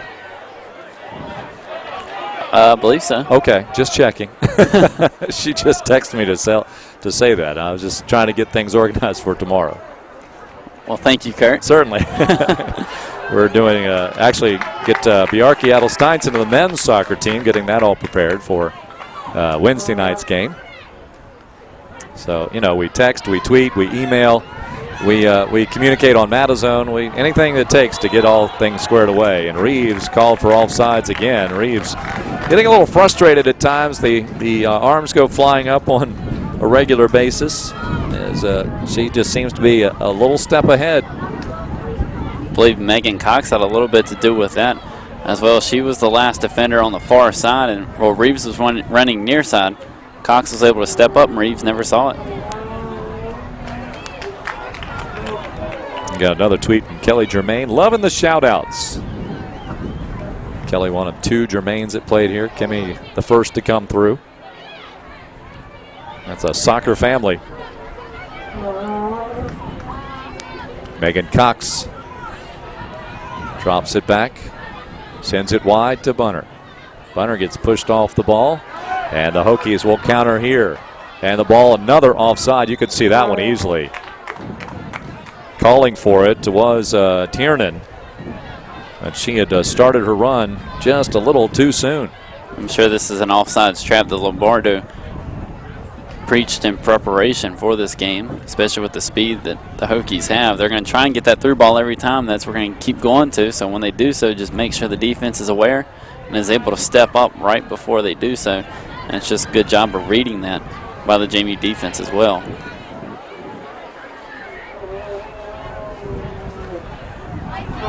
All right, we finally did get into our Matazone email account. Do have a couple that came in. Ryan Muncie says, "Let's go JMU, beat Virginia Tech."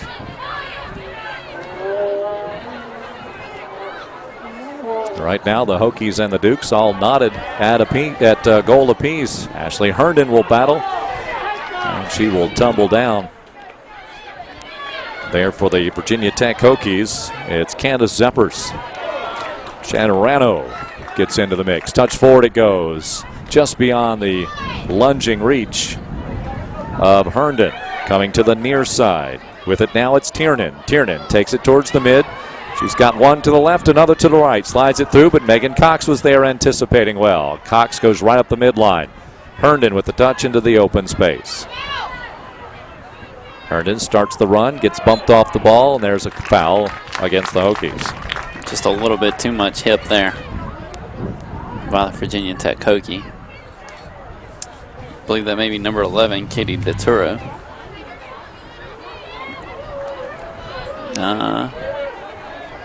Oh, we'll see here. That's 10. Yeah, that's what. No, I think that was. Well, I'm not sure, quite honestly. Well, we'll let that one go. Sometimes the font kind of runs together. That'll be off the end line. Keeper ball. Substitute coming in for Virginia Tech.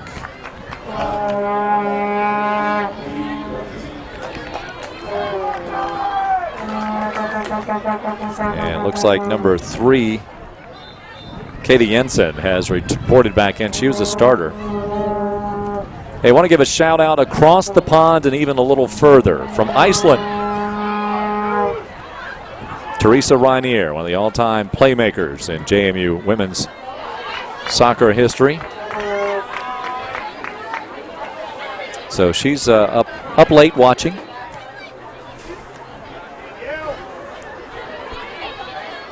Way up yonder. Wonder if she ever plays with ice skates on. Oh. I believe Iceland is actually very green. I believe Greenland's the one that's very icy. And then I think I remember learning that in history class back in the day. They didn't want people to travel there, so they always called it Iceland, and then they called the green one. They called the icy one Greenland. And they didn't have Google at the time that they named it, so people didn't know, so they would kind of go and erroneously, right? Right. Yeah. And then the Vikings decide, well, never mind. This is not the History Channel. Yeah, that's when you really get out of my level of expertise.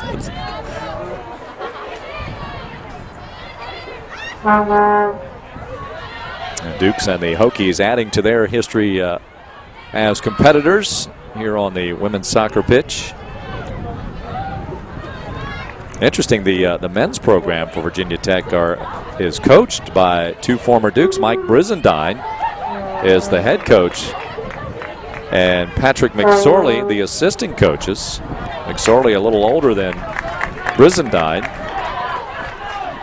McSorley was on Dr. Martin's staff here for a while. Then when Mike Brizendine got the job, he joined him down there. They were here a couple of weeks ago as they didn't play the Dukes. They were involved in the Fairfield Inn by Marriott Invitational.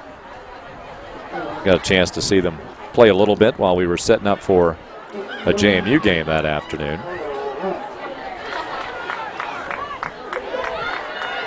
Starting to see the intensity come up. Both teams really starting to get dirty now here in the second half with a 1-1 tie right now. Again, 12-3. Hokies with the advantage in the shot column. 1-0. Ellen Forrest with the only save of the game.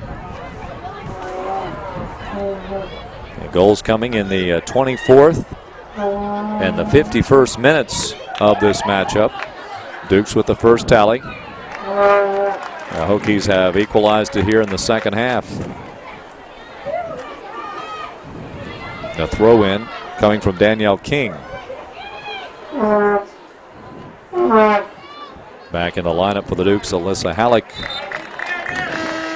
And more substitutes coming in for JMU. Madison Brown will check back in.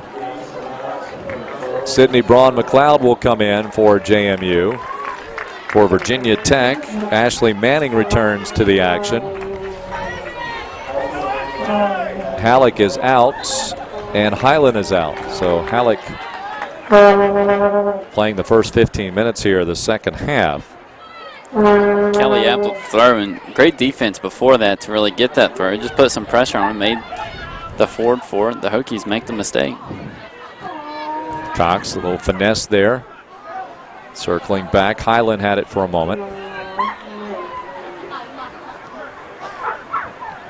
After you watch the Dukes play for many years, or athletes play for many years, you get a point of reference and style of play and what have you. And earlier I referred to Kate Tysinger and how she is, or Sydney Braun-McLeod, a freshman for the Dukes, is similar to Kate's style, particularly in speed. There's some of it there as Braun-McLeod gets in defensively now, continues to bump, and that's going to be off the end line. No, they're going to say, it was off the end line. Yep. They're saying it's a corner kick.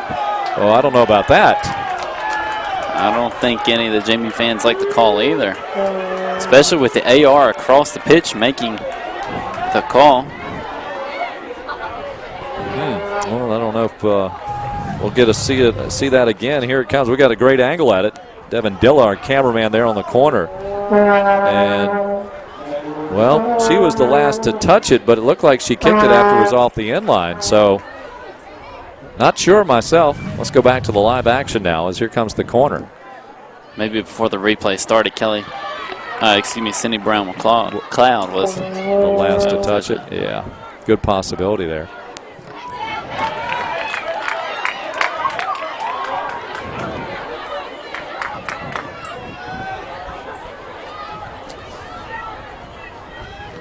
Sliding, and this will create another corner play for Virginia Tech. Again, a win coming across the goal, so we'll see how that plays into the effect of the Hokies. But what I was talking about there before that little action, actually we'll wait for this corner play, and it's going to be a short corner, come back out, now placed back in again. A little space opened up there because of the way the Hokies ran that play. It's going to come out all the way to the midfield, and the Hokies will send it back. Is that when I first saw Ashley Herndon, she reminded me, at least in some of her demeanor, of Corky Julian, who plays for the Canadian national team. There's a strong shot and a save. A really good save there. It looked like it almost pulled her hands off with it. Had a lot of force behind it. Good job, though, by Forrest. Forced a little whiplash action after that ball. Sails up over her head. Well, talking about goalies, Colpit and the Canadian national team played for the under-20 national team for Canada. Well, maybe she and Corky know one another then. Good chance of that. Haven't heard from Corky. I don't know if she's watching tonight on Matazone or not. And Meyer as well for the Hokies played for the United States under-20 national team in the spring. So again, those two international Hokies.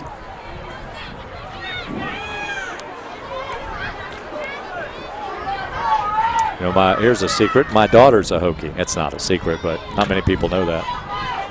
She finished at Virginia Tech in 2010. Just became a homeowner this weekend. Oh, that's a big time. Yeah, it is big time, particularly when you get a home in D.C. Oh. Yeah. Actually, our platform here is probably what she bought. It's about this much square footage. Enough for a few tables. Yeah. Maybe a bed. It's a studio. Yeah, I mean, it's wow.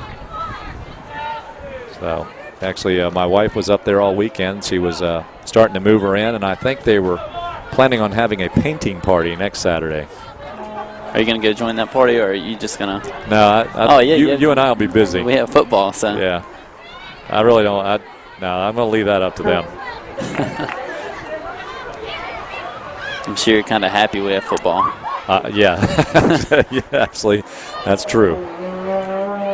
Yeah, Dukes will look to pick up their second win of the young season next Saturday, facing St. Francis after yesterday's very exciting, intriguing game. Dukes lost 35-33. There's a lot of twists and turns and zips and zigs and zags. Ooh, Dukes might have got away with a pull, did they? Here comes the official in. And we're going to have... Well, the backside AR went to pick his flag up and then yanked it back down in a hurry, like he was kind of hesitant about the call, thinking it was maybe offsides. Well, I guess it was. I personally, I thought I saw the yank, but maybe the yank didn't matter because it was offsides to begin with. So it was a moot point at that stage. He pulled his flag down, maybe because Forrest came away with the ball thinking, all right, they have the advantage. But then the head official made sure to call it. He saw that flinch in the flag. And we'll be diagnosing for JMU fans. We'll be taking yesterday's game apart a little bit with Coach Matthews tomorrow at noon over at O'Neill's Grill here in Harrisonburg.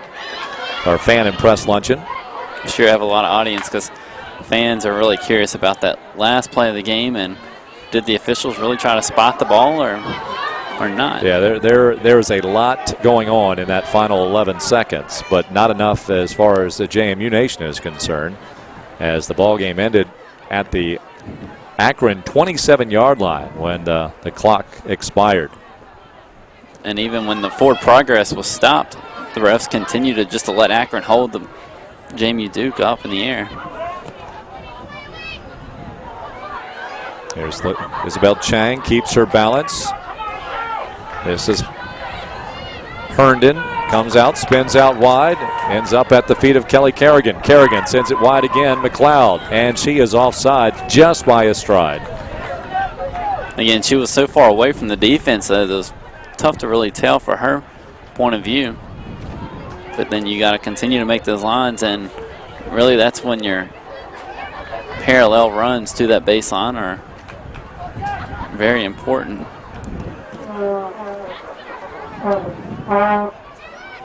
Here's a bounding ball, and this time Forrest will kick it out. Good decision by Forrest, and it got there in just enough time. Off the head of Rano. This is Sept, keeps it on the ground to Herndon. Herndon slides it forward. A little two-man game between Wilson and Herndon. And then given up into the open space as it's delivered wide by Zephyrs. Over the top it goes. Sept will keep it there. That's an inadvertent handball, but a handball it is.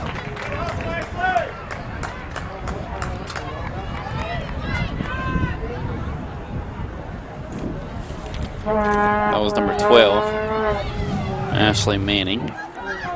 Again, when it hit her in the hand, it just kind of fell to her feet, and that's where she gained the advantage and forced the official to make the call. Wilson. Oh, slides it through, and Rano. That's Kelly Kerrigan, actually. And she actually slid it through. Looked like it may have went through her legs. She got the wicket shot there. 21:57 remaining.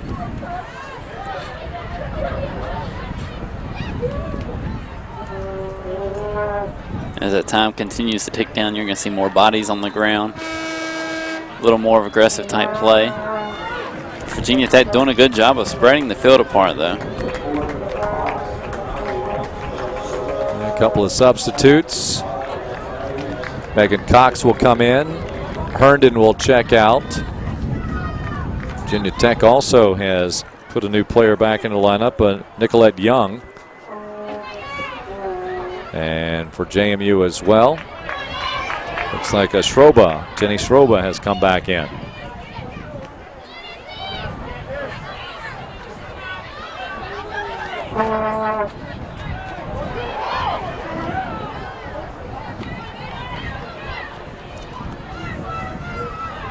Inside the 18, here's Madison Brown. Brown will pop it out. It's kind of like the spread offense in football. You really spread everybody out and you get those running lanes. And that's exactly what Virginia Tech's doing. They're spreading it out, and as we saw there, the Hokie forward really was just able to dribble right through. Served over the top. And a little bit of a lane opened up there, but the Dukes able to keep that lane open with Becky Sparks and Kelly App there, shielding the ball and allowing it to funnel right on down to Forrest. Forrest punts it forward. Little touch. Here's Reeves. Reeves onside this time. Takes the shot. Knocked away. Forrest gets the hand on it. Now we'll get back into her spot. Reeves continuing to move, trying to get around.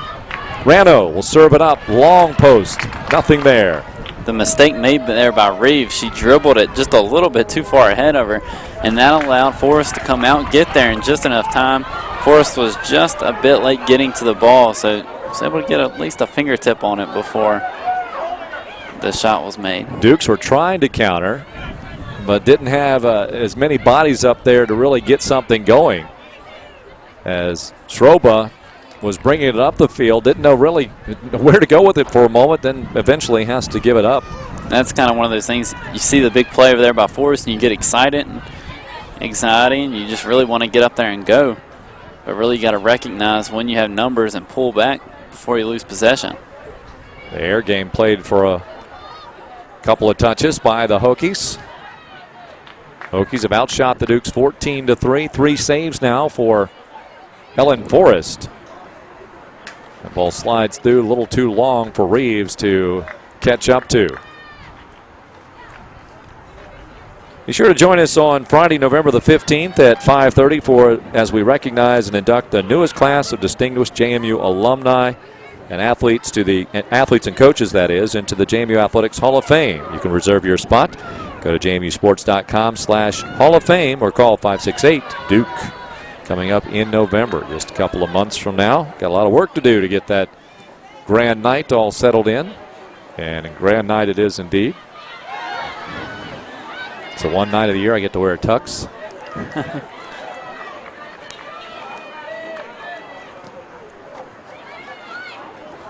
Off the head of Megan Cox. Rano comes in. Nice job by Shannon. Shannon may have got shaken up on that play a little bit. She has now been over, and they're going to stop play for an injury timeout.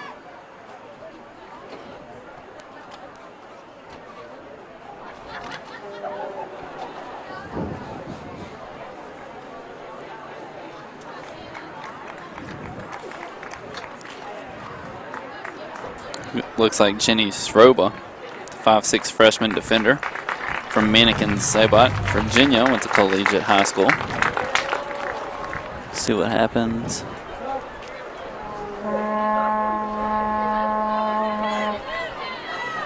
Must have happened prior to that. Oh, that was it not Rano that was hurt though? Well, whoever it was, they're back up and playing now. I'm pretty sure it was Shannon after she had headed the ball forward. Madison Brown into the corner. She'll chase it down there, and she'll just shield it, and it'll be keeper ball as it goes inside the pin.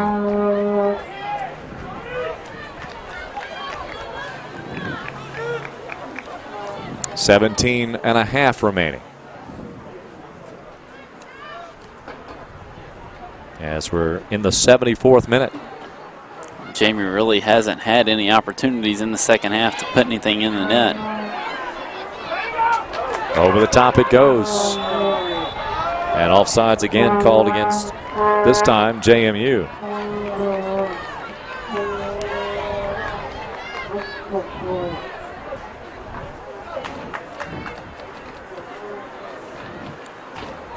Was on the far side.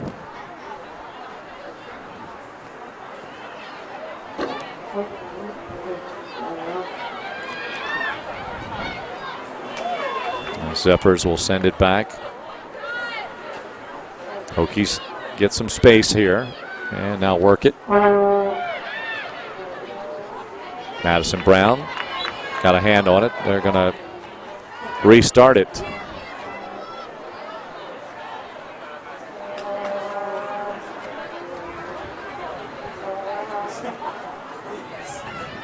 About 35 yards out.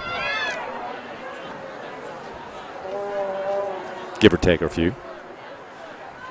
It's a little bit tougher without yard line markers. You're right, no hash marks. Served up, and Forrest pulls it out of the air again. You can just see that she has confidence in what she does, and that's always a big factor for a goalkeeper. Just goes up and snags this ball, no hesitation. Sees it, goes and gets it.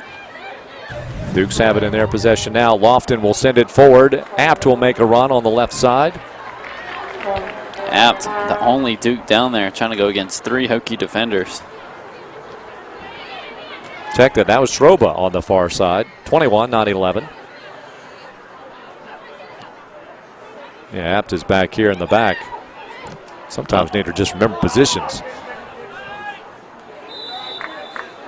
Seems like every Duke can play just about everywhere. The midfielders and defenders are really interchangeable, as well as the forward position. I know there's sometimes when I'll just say, well, such and such is up here, and there's others going, are you crazy? What is she doing up there? She doesn't play up there. Just don't think about it sometimes. Like App, she's in the back. She's the closest one to us now. She is. We can't get that one wrong. Megan Cox saw a good little halftime piece with Tracy Smith on Megan. Cameron Stark, I thank Cameron for joining us. He said he was impressed by Megan's field goal accuracy. Now, she didn't always get the altitude that Cameron would, but the accuracy was there. That's the name of the game, especially in high school. Usually it's tough to find consistent kickers at the high school level. Dukes bring in wholesale substitutions as Highland comes back in. Herndon is back in. Miller is there. Bunner is back in. Just a lot of new white jerseys out there. new to this stage of the game. Here's a throw-in for Sparks.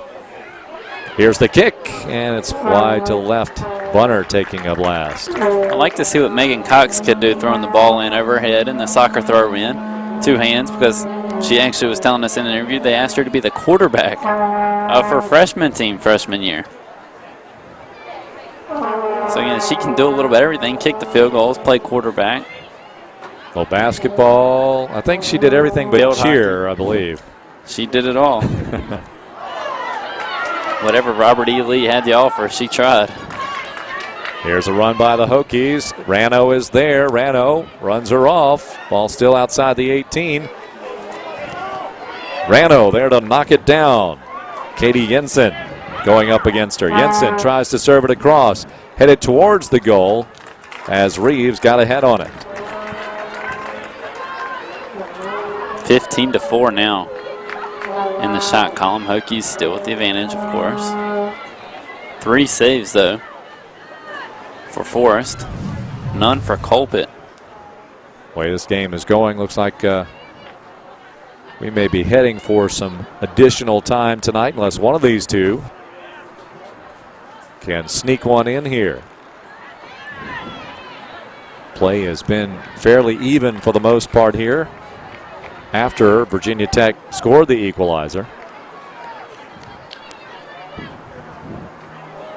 I'd say the left side of the field's got a little bit more wear on it in the second half than the right. Not necessarily in the attacking third or defensive third for the JMU Dukes, but right in the middle of the field. It's been a lot of play.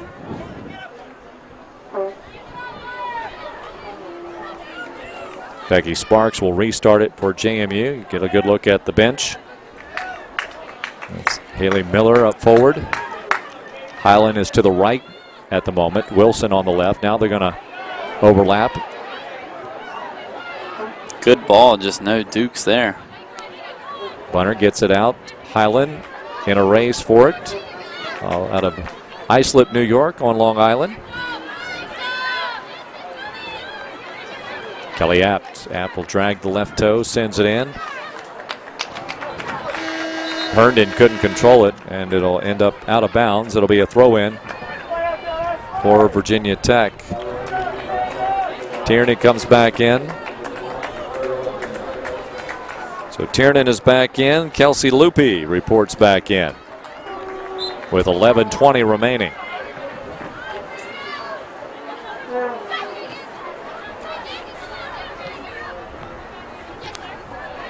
Good touches there by the Hokies. And continuing to progress it down the field, Katie Jensen. Jensen didn't have the legs to get to it. Apt takes a look, still not sure where she wants to go with it, tries to go over the top. Taken over by the Virginia Tech Hokies. Lupi sends it back. Forward it comes, Jensen. Jensen with Miller on her heels. Over to Reeves. Reeves with a 1-2 touch, now will send it back. Virginia Tech brings it all forward. Over the top they go. Headed back out by Apt. Miller gets a foot on it. Here's a chip shot over the top. It's off the mark. Forrest will gather it there. 16-4 in shots. Colpitts has yet to make a save. Forrest of the Dukes has turned back 3 herself. She's going to race out this time just at the top of the box. Sometimes in this sport, timing is everything, is it not? It is everything, from playing the through ball to when you collect the ball as a goalie. Miller, strong pass forward, looking for Wilson. Got it to her heel, and they'll send it on back to Colpitts, the Canadian. Colpitts has pretty much been handless this second half. Hadn't really had to use her hands at all. Every time they play it to her, it's been on her feet. And offsides against Madison again. Just offsides and then came back onsides to receive the ball. Megan Cox will pressure there a bit. Hokies again advance up line by line. Fans starting to get in sync with Yeah, the yeah, they boo-boos were. to make it louder. Rano clears it out. Comes to the far right side. Chip back into the area though. Here's the shot, and it's wide left. Off the short hop, Tiernan takes the blast. And the freshman from Ashburn sends it wide to the left. Again, the Hokies in their first true road game, 4-0-1. So they haven't been beaten yet this season as well. Their tie was against Louisville.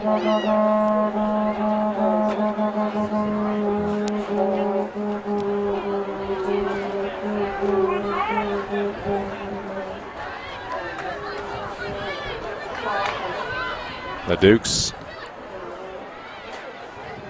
went 1-1 during their Fairfield Invitational, beating Richmond 3-1, then losing to LaSalle 2-1. They went on the road to beat Marshall 2-1, and then lost at Tennessee 2-0. That was last Sunday. Then the home win here on Friday night against Villanova. Here's Miller. Miller sends it through, looking for Highland. Miller will take the blast and hits Highland, who was falling down. The ball is still out in front, though. Highland, I believe, fell on purpose. She was trying to get away from blocking that shot. She saw it coming, tried to get down, and just kind of got down a little too quick and hit the ball as she was falling. Well, Dukes had an opportunity there, at least angled towards a shot. Well, as I said earlier, timing can be everything, and the Highland tried to time to get out of the way, but she was in the way on the shot. And over the top, she is onside this time. That's Lauren Wilson. Wilson outside the box, settles it down, sends it across, and all the way into the cage. It's Katie Highland. They tried testing Colpit again. They played that ball across on the ground, and Colpit missed it when they were at the other end. Tried it this time, but Colpit was making sure to get her body in front of it and not allow that ball through. 6.5 remaining.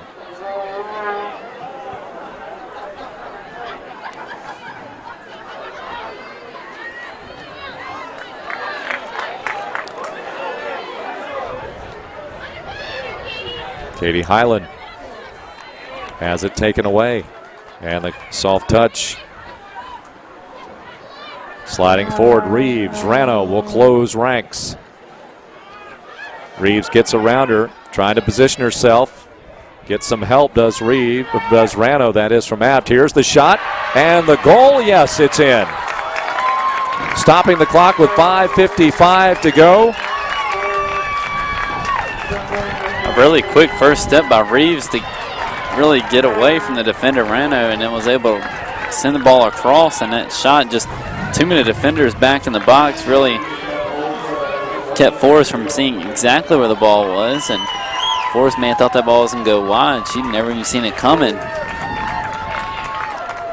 Ariel Tierney, the freshman, with her 4th goal of the season, and it comes with 5:55 remaining. So in the 84th minute, the Hokies take the lead.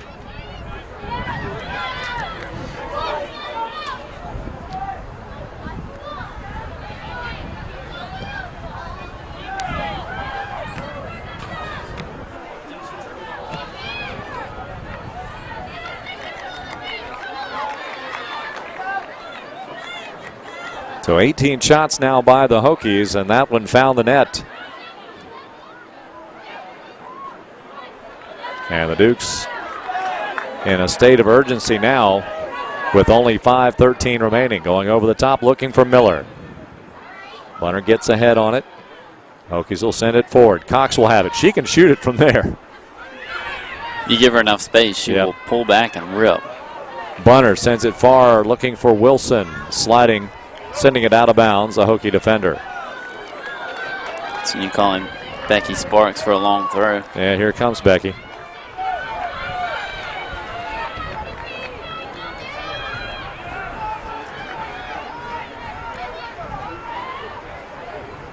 Sparks will crank it up from over there, sends it in. Headed back out by one of the Hokies. Sent down the field by Jensen. Jensen to Reeves. Reeves being harassed by Madison. Madison Brown there for a moment, going over the top. Sliding forward a bit is Zephyrs. And easily offsides Reeves this time by a number of steps.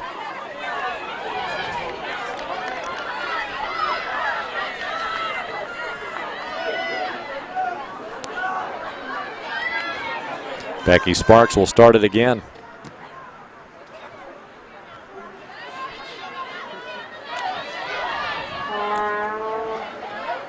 Wilson.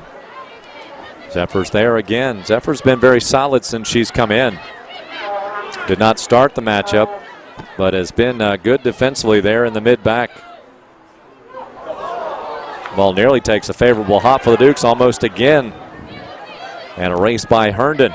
No, check that. That's Sydney Braun McLeod. Here's Apt. Apt at the feet. Takes it towards the mid. Still has it there. Now chipped away, but Megan Cox is there. Cox takes the shot. And over the crossbar. At least she took the shot. She took the shot, but this hitting football, we want it underneath. Maybe getting her out for that filming, she got used to hitting it over. That's what she was looking for there. She teed it up. She realized where she was, and she was trying to get enough under it to get it over the defense, but she didn't look like she put too much into it to really get it over. Got a little bit of a bend there to it as well. Just a little bit too late. Again, the wind dies down. Maybe earlier in the game, the ball's coming down. Very true, yep, because the wind has subsided here quite a bit. Nice positioning by Herndon to keep that ball progressing forward. Braun McLeod will challenge. She was the last to touch it. It'll be the Hokies ball. Under 3 minutes remaining. Hokies really going to start taking their time. Wouldn't surprise me if they have a few substitutes waiting to come in as well. Ball torn away by the Dukes. Herndon sends it in towards the block. Here's a blast and a shot on goal by Wilson. After a couple of skips, Colpitts will grab it up. Good shot. Had a few defenders in there to kind of deflect it. Really blocked the vision of Colpitt, but ball was hit right to Colpitt. She just dropped to her knees, got her body in front of it. There's Rano's going to challenge.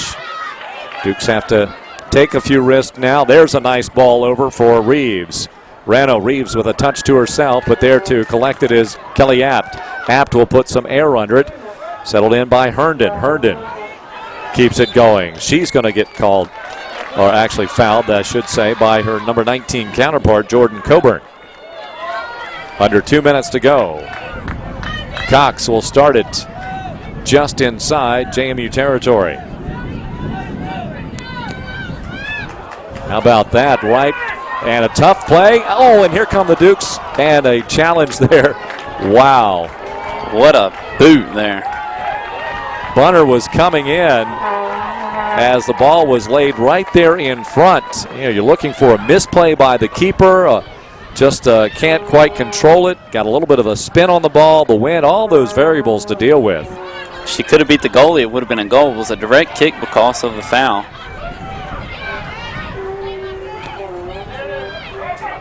Miller with a touch off the heel, trying to get it wide for Braun McLeod.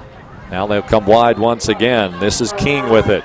Sends it forward. Reeves one-on-one with Rano. Rano's done a nice job of keeping Reeves contained for the most part. They'll slide it forward a little too long. And here come the Hokies. Is that going to be the one that seals it? Yes, it will. Ashley Meyer. Reeves does find her way around Shannon Rano this time, and then serves it up to the right side. Reeves, or make that Meyer with the speed. Lays it out there. Madison Brown trying to get to it, trying to take the angle away. Again, just goes away from the keeper. Good shot. put it where she wanted to. Meyer with her second goal of the night. Again, that's just repercussions from JMU really trying to bring everybody up to score and really leaves your defense out to dry because you don't really have much to lose here. You're trying to get that tying goal, but end up giving an insurance goal to the Hokies. Down to 20 seconds as the Virginia Tech Hokies still unbeaten after taking a 3-1 win here against the Dukes, as the final seconds will tick off. For JMU, a split weekend once again. It's been the pattern for the Dukes. They win on Friday and have fallen on Sundays thus far this season. But a good contest between these two here tonight, as the Dukes do come up shy. The Hokies will head back to Blacksburg with the victory, and they'll improve to 5-0-1, while the Dukes, they will slide to 3-3 on the still relatively young season. Hopefully we'll get a chance to talk with Dave Lombardo and get his thoughts on tonight's outcome.